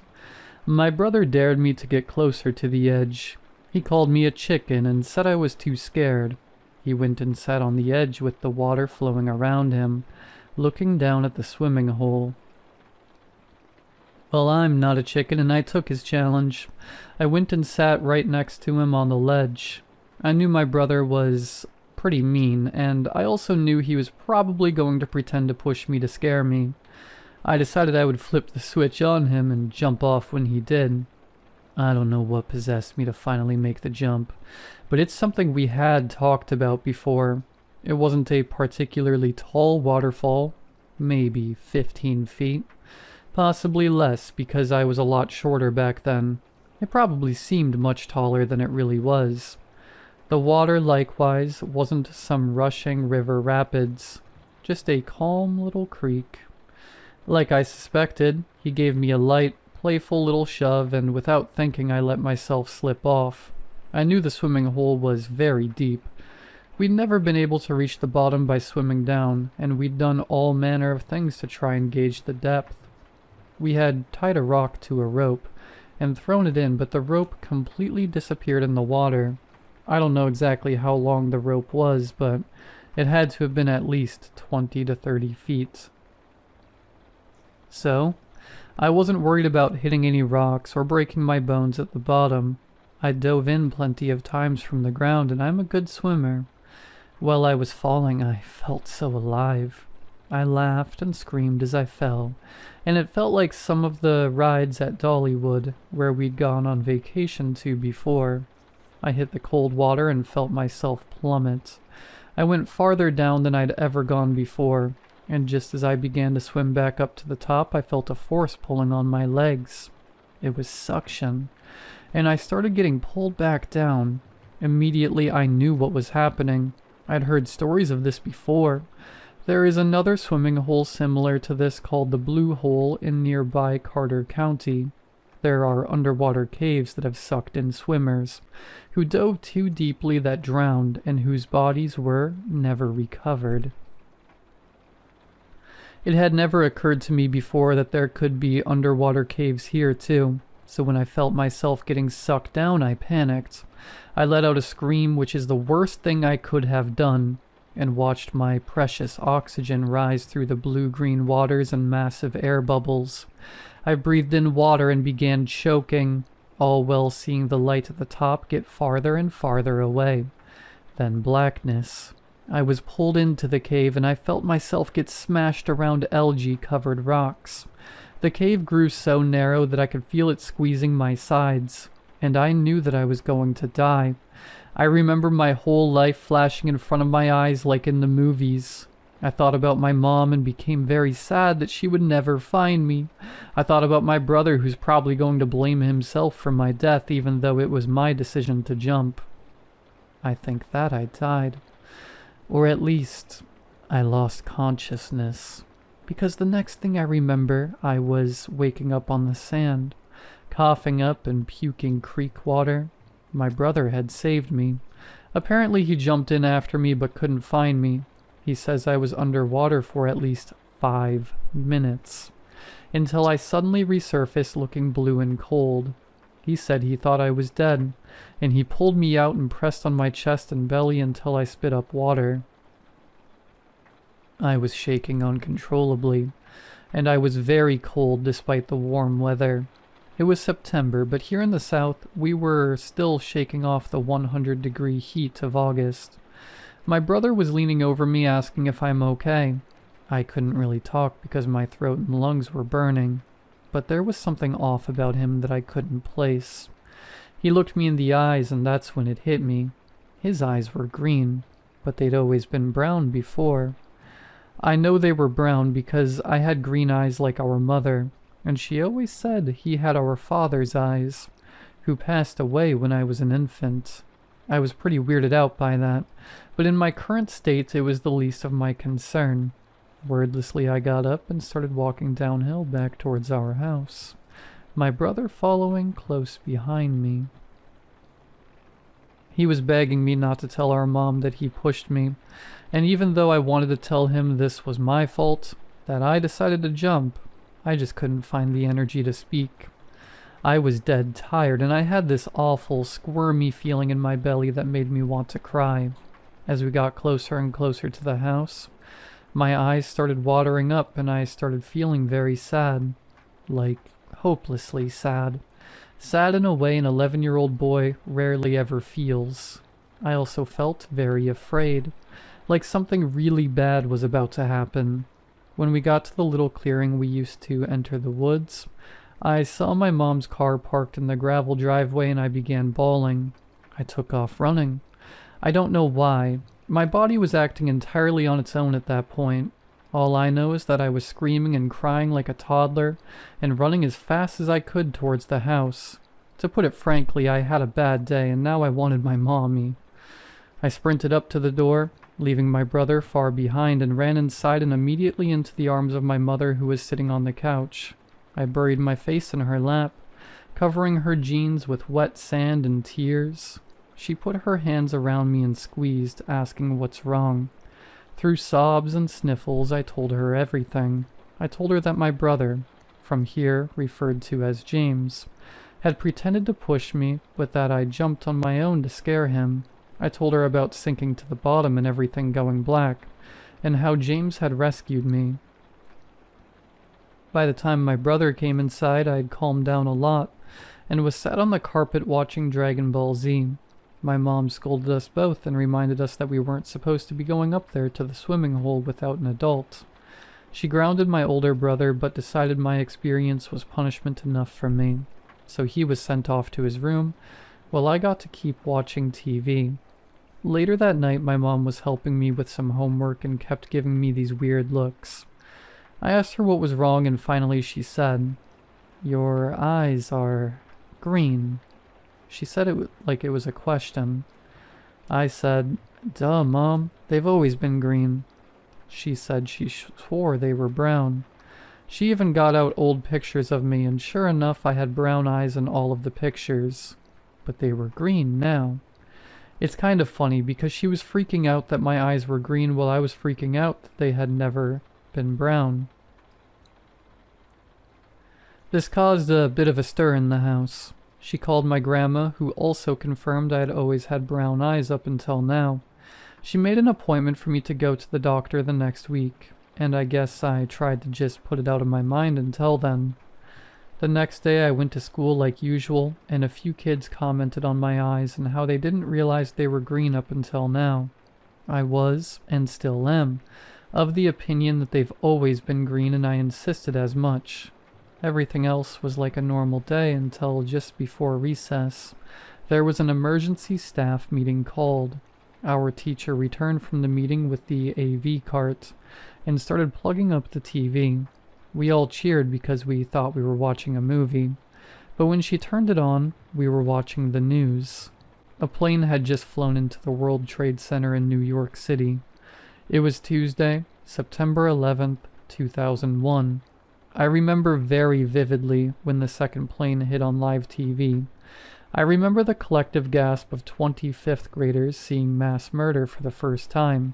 I don't think that I fully understood really what was going on, because initially they were reporting it as an accident, but after the second plane, it was clear that this was an actual attack. Right away I thought, it must be the Soviets.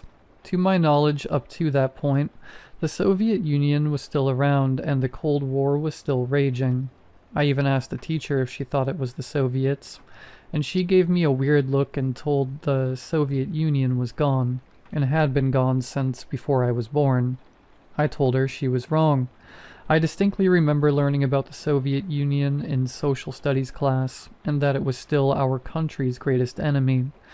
She shut me down pretty quickly, and I checked my social studies book, which confirmed what she said. The Soviets were gone. Now I can chalk that up to my dumb little kid brain just mixing things up. But what I'm positive I didn't mix up was the movie Rambo 3. I loved all 80s action movies growing up. RoboCop, Terminator, Aliens, and yes, Rambo. I'd seen them all, and I knew that Rambo 3 was my favorite. It involved Rambo going into space and destroying a Soviet space station that was able to launch nukes from orbit. But when I watched it now, it was about Rambo in Afghanistan, fighting the Soviets there. I thought that Afghanistan was actually part of the Soviet Union. I swore I remembered hearing about them taking it over in the 90s. I'm not exaggerating when I say I had to have watched Rambo 3 dozens of times by then. It played on TV all the time, and I'd always watched it if I could because it was my favorite. I can quote lines from the movie, and I very distinctly remember Rambo's sweaty face as he blew up the space station while he was still in it. He died at the end of the movie. I kept thinking, this new Rambo 3 must be a remake, or a prequel, or something. We didn't have the internet back then, so I couldn't just look it up, but I do remember asking about it at Blockbuster's Video, and the guy there having no idea what I was talking about. He suggested I was thinking of the James Bond movie Moonraker, but no. I'd seen that one too, and this was different, and a lot better. I digress. They sent us all home from school early that day, and my mom had to leave work to come pick me and James up. She had stopped on the way to get lunch from a diner we often visited. She wanted to surprise us with a quick lunch. When we got home, she handed me my food, a club sandwich and fries. She called it my favorite, and was clearly expecting to see me get excited when I saw it. I was more of a chicken nuggets kind of kid, and had, to my knowledge, never eaten a club sandwich in my life. I told her I'd never had it before, and she told me to stop being silly because it's what I got every time. I tried it, and hated it. The toast was too dark, and cut the roof of my mouth. The fries were good, though. On TV, every single channel was showing news footage of the attack. James was still grounded, so going outside and finding something to do with him was off the table. I ended up just laying in my bed playing Pokemon Red on my Game Boy until I drifted off to sleep. I dreamed of pitch black cold water, and I felt like I was drowning again. I woke up, but I couldn't move. This was to be the first of many sleep paralysis episodes, which would continue to plague me up to this day. I didn't understand what was happening. All I knew was that I couldn't move anything besides my eyes. I tried to yell, but I couldn't make any noise. I started to feel very afraid, and the corners of my vision grew dark. I felt like I was falling, although I could see that I wasn't moving. It felt like I was being pulled out of my body, and I heard a rushing noise like water, like I was drowning. I looked to my right towards my bedroom door, and I saw someone peeking around the door frame. The person looked just like me, only he had brown eyes, like I did in the pictures. He looked furious. There was rage in his eyes that I can't describe. I'll never forget his one brown eye, the other side of his face hidden by the door frame, gazing at me with pure, spiteful hatred. It scared me so bad, and I began desperately trying to move. Eventually, I managed to move my leg enough that it hung off the bed, and this snapped me out of it. I blinked, and I was gone. It was over. I gasped as I sat up on the bed and immediately began to scream for my mom. I probably sound like a huge baby, having cried for my mommy twice in the story already. But give me a break. I was 11. Mom consoled me and assured me it was just a nightmare. I slept with her that night because I was too afraid to be alone. I know I wasn't asleep. It would be years later, when we got the internet, after dozens of episodes, that I finally learned what sleep paralysis was. After that day, life just kind of went on like usual. I went to the doctor and my mom asked about my eyes. He told her that they probably just look brown in the old pictures due to the light or the camera, because there's no way my eyes would have just changed color like that out of the blue. My mom brought up that on my birth certificate it says that I have brown eyes. Doctor couldn't explain that, and I honestly don't think he even believed her. My mom never truly accepted this, but decided to let the matter rest. After all, there was nothing to be done about it anyway. We all just took it as one of those weird things that nobody can explain. Fast forward a few years to my freshman year of high school. Over the years I had pretty regular sleep paralysis episodes, but I still didn't fully understand it. I had become extremely religious. My family are Orthodox Christians, and our priest was the only adult in my life that took me seriously when I described my sleep paralysis episodes. I told him that I thought I was being possessed when it happened, because that's what it felt like. It felt like my soul was being pulled out of my body. Well, our priest, Father Tikhon, didn't want to scare me. It was clear he was also concerned that I was experiencing could be demonic in nature. I don't think that I believe that now. Not quite, but at the same time, an adult validating my fears and offering solutions was a godsend. No pun intended. He told me when it happens to repeat the prayer we use with our prayer ropes, sort of like a Catholic rosary.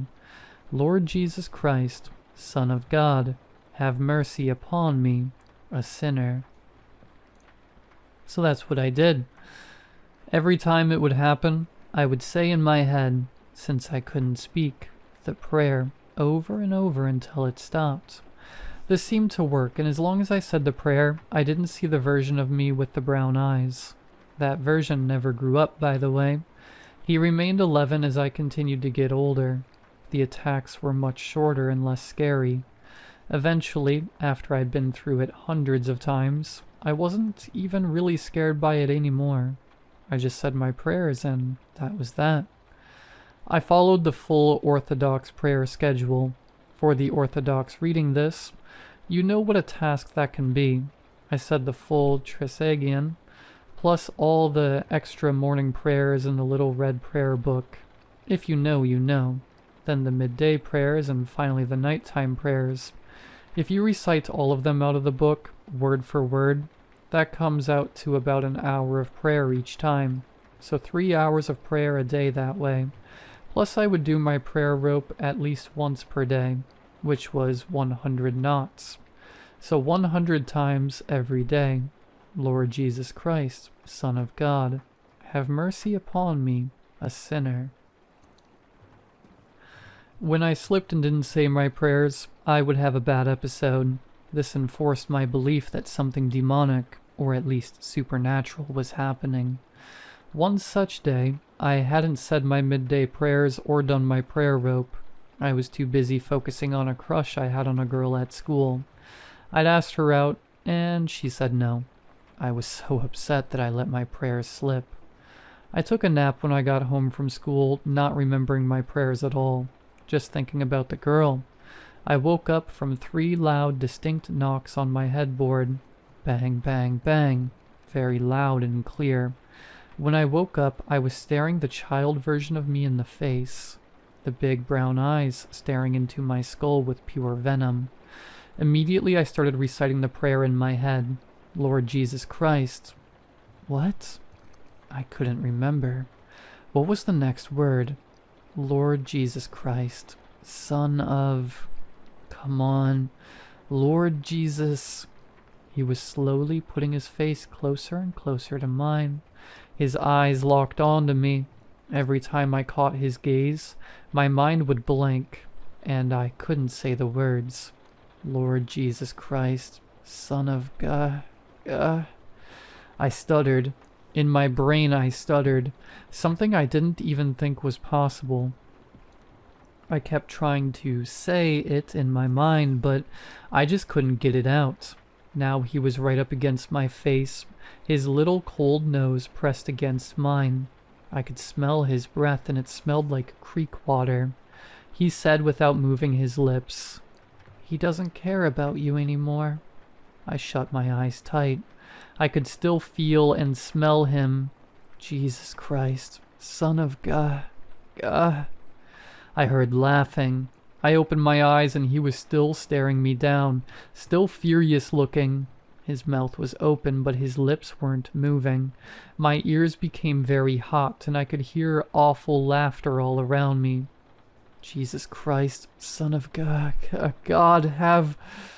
I was trying to choke it out. Almost there. Don't look at him. I heard the boy's voice again. He's not listening. Jesus Christ, Son of God, have mercy. I was stopped by the feeling of cold water rushing over my face. I opened my eyes and my younger self had a dirty-looking bottle of creek water. He was pouring it over me, choking me, drowning me. I screamed verbally, gurgling through the water. I screamed, "Oh God, please save me." And it was over. I sat up in a gasp like I always do and caught my breath.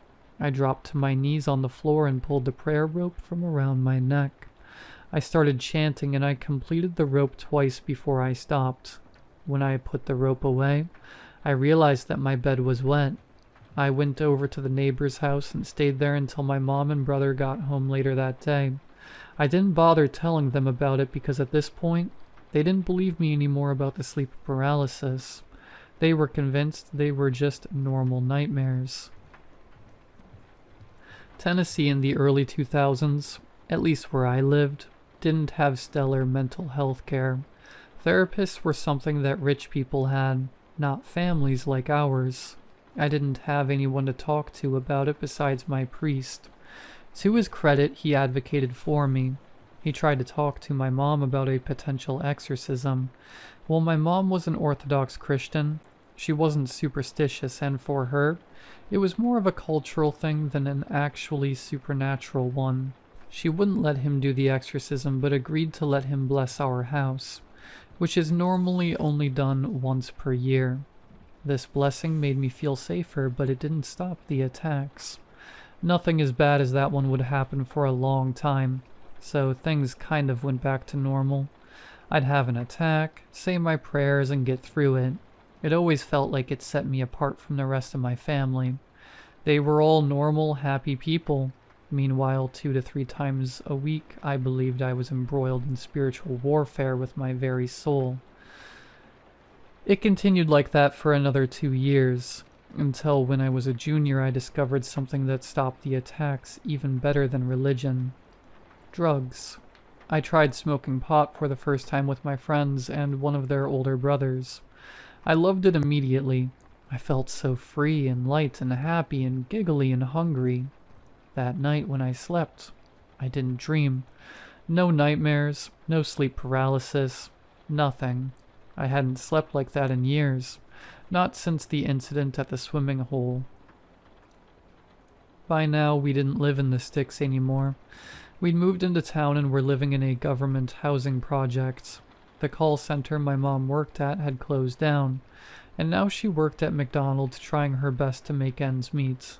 We couldn't afford the house I grew up in anymore, so we had to move. I missed living in the country, but being in the town allowed me a lot of freedom I never had before. I could walk to my friends' houses and would regularly stop on the way home from school to hang out.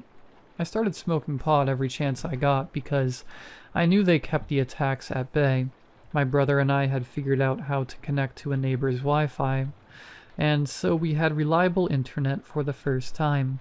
He showed me how to pirate movies and music, and I started downloading them, burning them to discs and selling them at school for a few dollars a pop. I used this money to buy pot, which I would secretly smoke every night before bed. I'm not lying when I say I never felt better. Getting a full night's sleep every night changed everything for me. Ironically, my grades actually improved once I became a certified pothead. Life kept going, and between pot, my goofball friends, and my desperate attempts to get a girl to like me, I fell away from the church. I gradually stopped my 3 hours of daily prayer, and eventually stopped going to church altogether. Life was good. I felt like a normal kid for the first time in years. I graduated high school and got my first job, and eventually my own apartment, which I rented with 2 of my friends. However, all good things must come to an end, and one day my weed dealer stopped answering his phone. Found out through the grapevine that he'd been arrested. I wouldn't be getting any weed anytime soon. It took about a month, but once all the THC was gone from my system, the nightmares came back. They soon turned to sleep paralysis, and just like that I was praying again. Only this time it didn't work. It didn't stop the attacks. I would have nightmares where the kid version of me would talk to me. He would tell me that God has abandoned me because I abandoned him. He said that when I prayed, God would simply laugh and turn away from me. He said that one day he would kill me. I believe him because it still happens. He's never poured the water on me like he did that one day, but the choking continues. When it happens, I can't breathe. I can't think. I feel like I'm being sucked from my body and going somewhere far away, somewhere dark, cold, and wet. I know that this is how I'm going to die. I still pray, I struggle, I fight, and I get through it each time. Eventually I got married. Now I don't sleep alone much anymore, and when I have my attacks, my wife wakes me up. She can hear me softly crying out in my sleep. Sometimes when I'm home alone, I will suddenly feel as though all the energy is drained out of me and I become very, very tired out of nowhere. I'll want to lay down for a nap, but I know in these times that if I do, I will assuredly have an attack, and I'm deathly afraid that one day I won't wake up from it. Sometimes I accidentally fall asleep on the couch, and each time it gets harder and harder to get myself out of it. He visits me every time. He wants me dead. More than dead. He wants my actual soul to be destroyed. I believe that he wants my soul gone, so that he can inhabit my body and pick up where he left off. I believe that when I drowned that day, I entered an alternate universe and took his place, and he wants his life back. I don't know what will happen if he ever succeeds. I don't know what he will do to my wife or my friends. I hope I never have to find out. I have a plan. This weekend, I'm going to go back to my childhood home. I'm going to follow the creek up the mountain, and I'm going to jump off that waterfall again. I'm either going to die, or I'm going to wake back up where I belong, with my brother and his brown eyes. And maybe when I do, the brown-eyed version of me will wake up to see his brother's green eyes, looking back at him.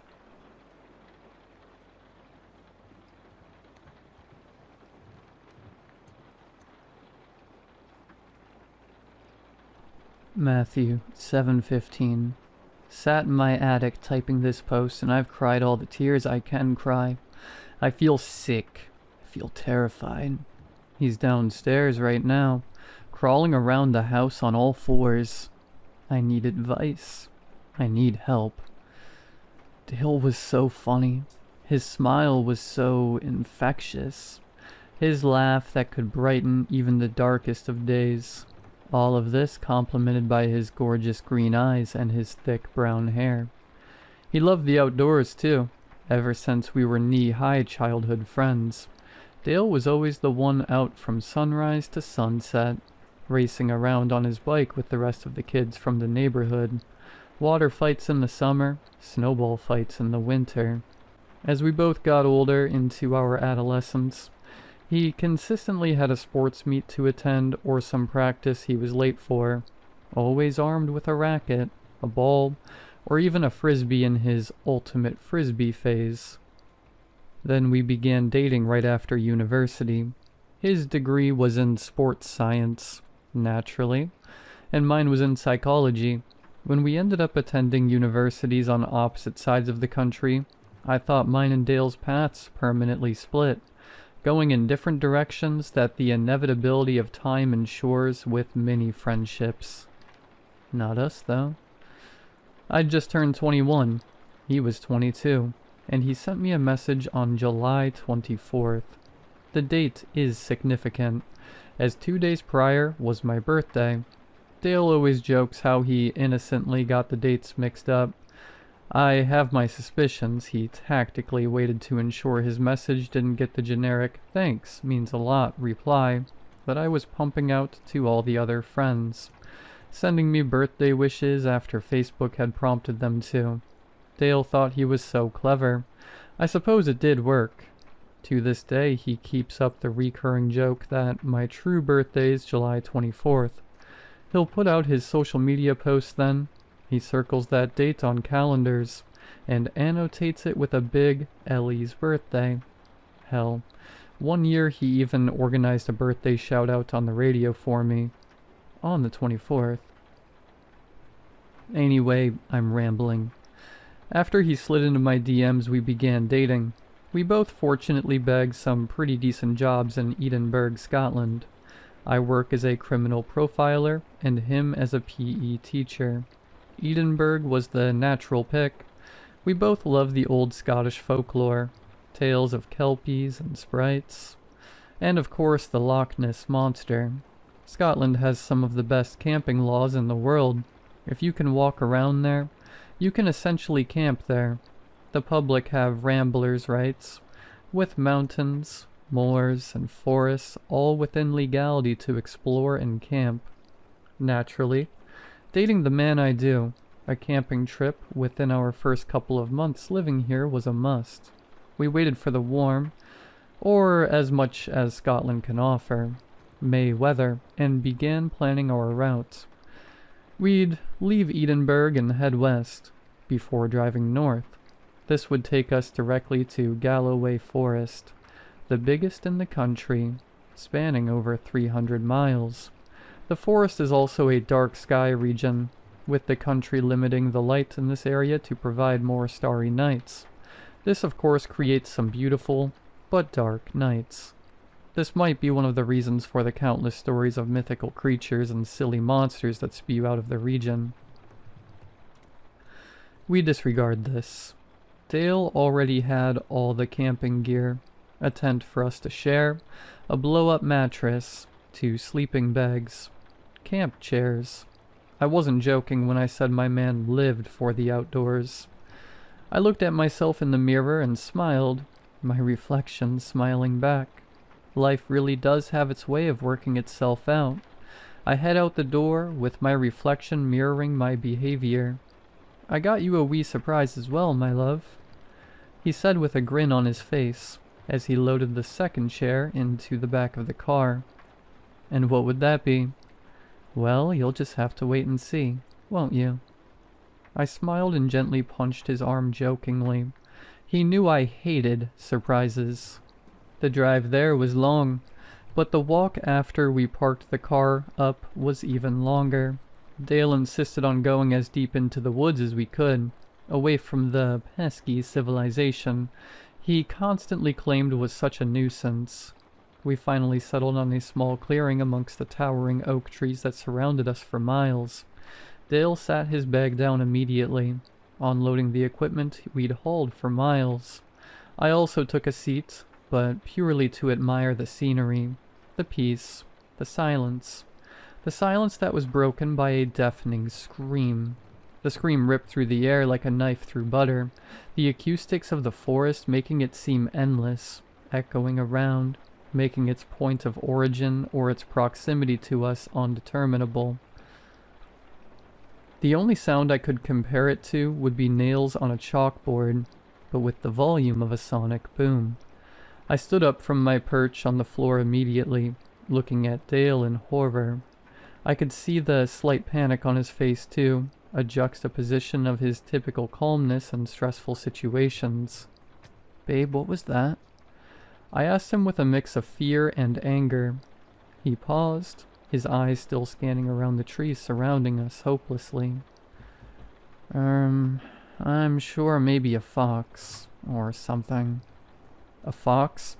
Dale, that sound did not come from a fox. It could be some sort of big cat. I mean, I read reports that they get brought over illegally and let out into the wild. I mean, in certain conditions they can. You're telling me we could be sharing the woods with a mountain lion in Scotland? Dale met my eyes, giving me a look of uncertainty. Dale, we're leaving. We can't. Sun sets in less than 45 minutes. The walk back to anywhere remotely civilized will take at least 2 hours. We can't do the walk in the dark. That'd be far more dangerous than anything that could have produced that sound. I looked at him with my mouth agape. I could see the uncertainty in his eyes, but he corrected this quickly, his concern easing and a wry smile beginning to break the tension. "You'll be all right, Al. You were with me after all." I couldn't help but giggle. We soon forgot about the scream. After we set up the tent and got a small fire going, it soon began to get dark. We took this as our sign to crack open the bottle of wine we'd brought with us. Dale pulled the red from his bag along with 2 wine glasses. He filled them up and handed me mine. "I propose a toast," he said gallantly, "to my gorgeous Elle, who without whom I don't know what I would do, to this beautiful forest we found ourselves at the heart of, and to God." "Cheers, my love," I replied, clinking our glasses together. After that we just chatted the night away, watching the fire dance in front of us, holding hands, listening to the crackle of the kindling. "Think we're gonna need a wee top-up on firewood," Dale said. "Okay, babe, be careful." He rose from his perch on the log and marched off into the forest, a slight sway in his step from the alcohol. I giggled like a little girl, so in love, so happy at that moment. We went beyond the tree line into the darkness, and I heard him begin to break branches. Snap, snap, snap, crack. An unusually loud, slightly different crack came from the darkness. I heard Dale gasp and then nothing. "Babe?" I said as I got up. "Babe?" I shouted with more urgency, running into the trees. I was immediately engulfed by darkness. The illumination of the campfire soon shrouded out by the trees. I kept shouting Dale's name, in a panic, scouring the dark forest floor as best as I could, searching for his potentially incapacitated body. The tears began to roll down my face, and my heart pounded through my chest as every second that passed with no sign of him. Then I heard it. "Elle?" It was just a whisper, one that could have been mistaken for a gust of wind amongst the trees, but my heightened senses in this stressful environment urged me to pursue it. I looked in the direction I heard the whisper from. Up. I swore up and down it came from above me, in the dark branches of the trees that covered me from the night sky. As my eyes adjusted more to the dark, I saw it, the silhouette of a figure up in the trees. It looked to be reaching towards me, reaching out its hand, and then... "Ellie," a voice called from back at the campsite. "Dale?" I cried. I raced back to the campsite and saw Dale stood there. I ran up and embraced him, jumping into his arms with relief. "You're freezing," I told him, pulling my arms back away from his ice-cold skin. "Where's the firewood? How are you gonna warm up now?" I continued. "Something dropped down from the trees. A bat, maybe," Dale replied. I thought back to the silhouette I'd seen in the tree, much larger than a bat. I kept it to myself, though, not wanting to stress Dale more. "I think we'll just go to sleep now anyway. I don't really want to go back out there." "Oh, okay, my love. Let me get ready for bed." I began getting changed in the tent, watching as Dale just looked out into the woods. He was frozen, just staring into the same spot in the tree line he'd entered before, staring into the same dark abyss. "Are you coming to bed, babe?" I called. "Yes." "All right then," I thought. He was probably just spooked. We got wrapped up in our sleeping bags in silence, before turning off the small light illuminating the tent. I nodded off fairly fast, considering the circumstances. That's when it happened. Something woke me. I'm not sure what, or at what time, but my body instantly felt in a state of panic. I knew something was watching me. I opened my eyes ever so slightly, my long eyelashes covering the small slither of pupil in between my eyelids, enough to see without giving away that I was awake. Dale was sat up still in the dark. His legs were crossed and up very high, his knees uncomfortably close to his chest. His eyes were wide open, wider than I'd ever seen them, and he was staring right at me. My palms immediately started sweating and my heart raced once again. He was looking at me like some piece of meat, not blinking, no discernible emotion, just staring. I closed my eyes again. Not moving, paralyzed in fear, I pretended to start waking up, stretching my arms. I heard his sleeping bag rustle, and when I turned over, he was sleeping again. I was stunned, lying there awake for the rest of the night until the comfort of the sunrise saved me. The next morning, Dale said he wasn't feeling well and wanted to go home. Odd.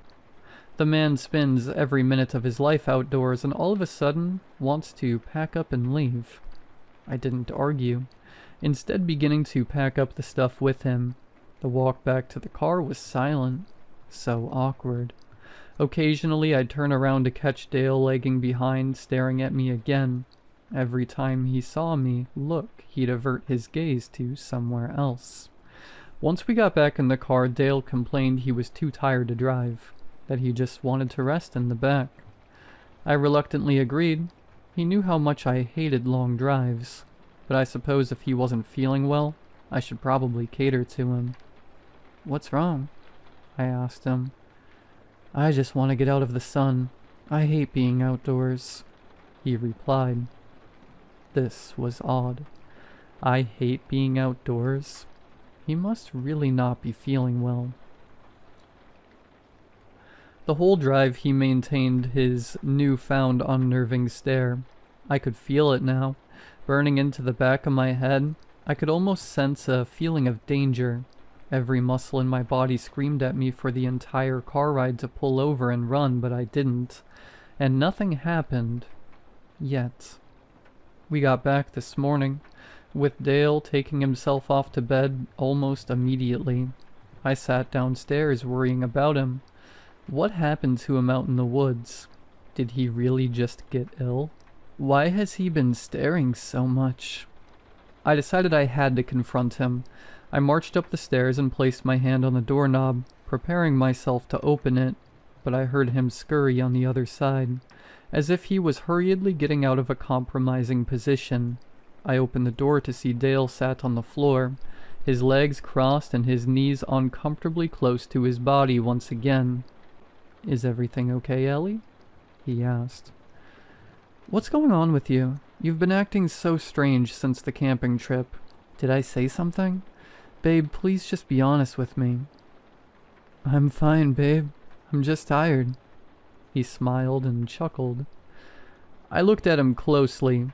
His smile was so hideous. His teeth stained a muddy brown. His laugh that made me feel nauseous with fear and intimidation. All of this exacerbated by his widened, pale blue eyes. Pale blue eyes. It was also at this moment I noticed he'd drawn all of the curtains closed to keep out the sun, an apparent hatred of the outdoors that my man loved so much. "When's my birthday, Dale?" I asked. His smile faded. His stare widened. "July 24th, of course." "My real birthday," I replied, noticing his eyes locked onto the calendar on the wall behind me. "That is your real birthday. It says it on the wall behind you. Ellie's birthday. You are Ellie." My heart dropped and a pit of terror opened up in my stomach. I felt tears begin to well in my eyes and a fear so primal I didn't know what to do. That man was not my boyfriend. Dale noticed my realization and stood to his feet in a singular, smooth, almost impossible motion. I looked at what he was holding, grasping a handful of dirt from the now empty plant pot on the bedside table. He maintained his stare, never breaking eye contact, as he slowly raised the dirt to his mouth, before hurriedly shoving it in there. He munched on it ferociously, like a ravenous beast, swallowing it without even a glimpse of discomfort.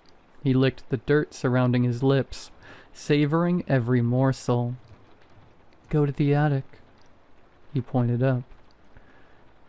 The tears were now streaming down my face. I opened my mouth to speak, but the words almost refused to come out.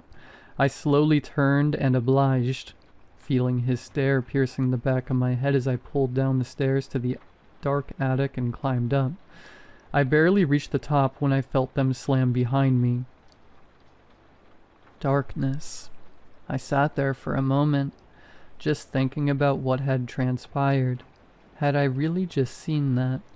I felt a buzz in my pocket. Oh my god, my phone. I hurriedly reached my trembling hands into my pocket, pulling it out, the screen illuminated by a Snapchat notification. I had Wi-Fi, but this attic had no signal. I raced to type a Snapchat message to one of my friends, loading the app up, the waiting time taking almost an eternity. The message was from Grace, my best friend. I opened the chat. Grace. LWTF. That's so horrible. You can be such a B-word sometimes. What? What was she even referring to? I scrolled to the message above that. A voice message sent only 3 minutes ago. Sent from me. My work phone's downstairs. Logged into Snapchat too. But what could it be? I tapped the message, and the sound that played was the worst sound I could imagine. Worse than that scream the other night. The sound of my own voice. I don't even want to repeat the things said on that voice message. And before I even had a chance to justify myself, Grace had blocked me. That was when I noticed more and more of these messages being sent. Sent to all my friends, to my work colleagues. It was only when I put my ear to the floor of the basement that I heard him, or should I call him it, recording these messages with an uncanny resemblance of my voice. That brings me here. I can hear it moving furniture around the house. I can hear it scuttling around. By the sounds of it, on all fours. I'm at a loss. I don't know what to do. I'm terrified for my life, for Dale's life, for all of yours. I turned my head to the mountain of boxes in the attic. Posters, paintings, and anonymous stuff sprawling out of them. There was one in particular that caught my eye. One of Dale's posters, labeled with a biblical passage. One that seemed to taunt me. Matthew 7:15. Beware of false prophets, who come to you in sheep's clothing, but inwardly they are ravenous wolves.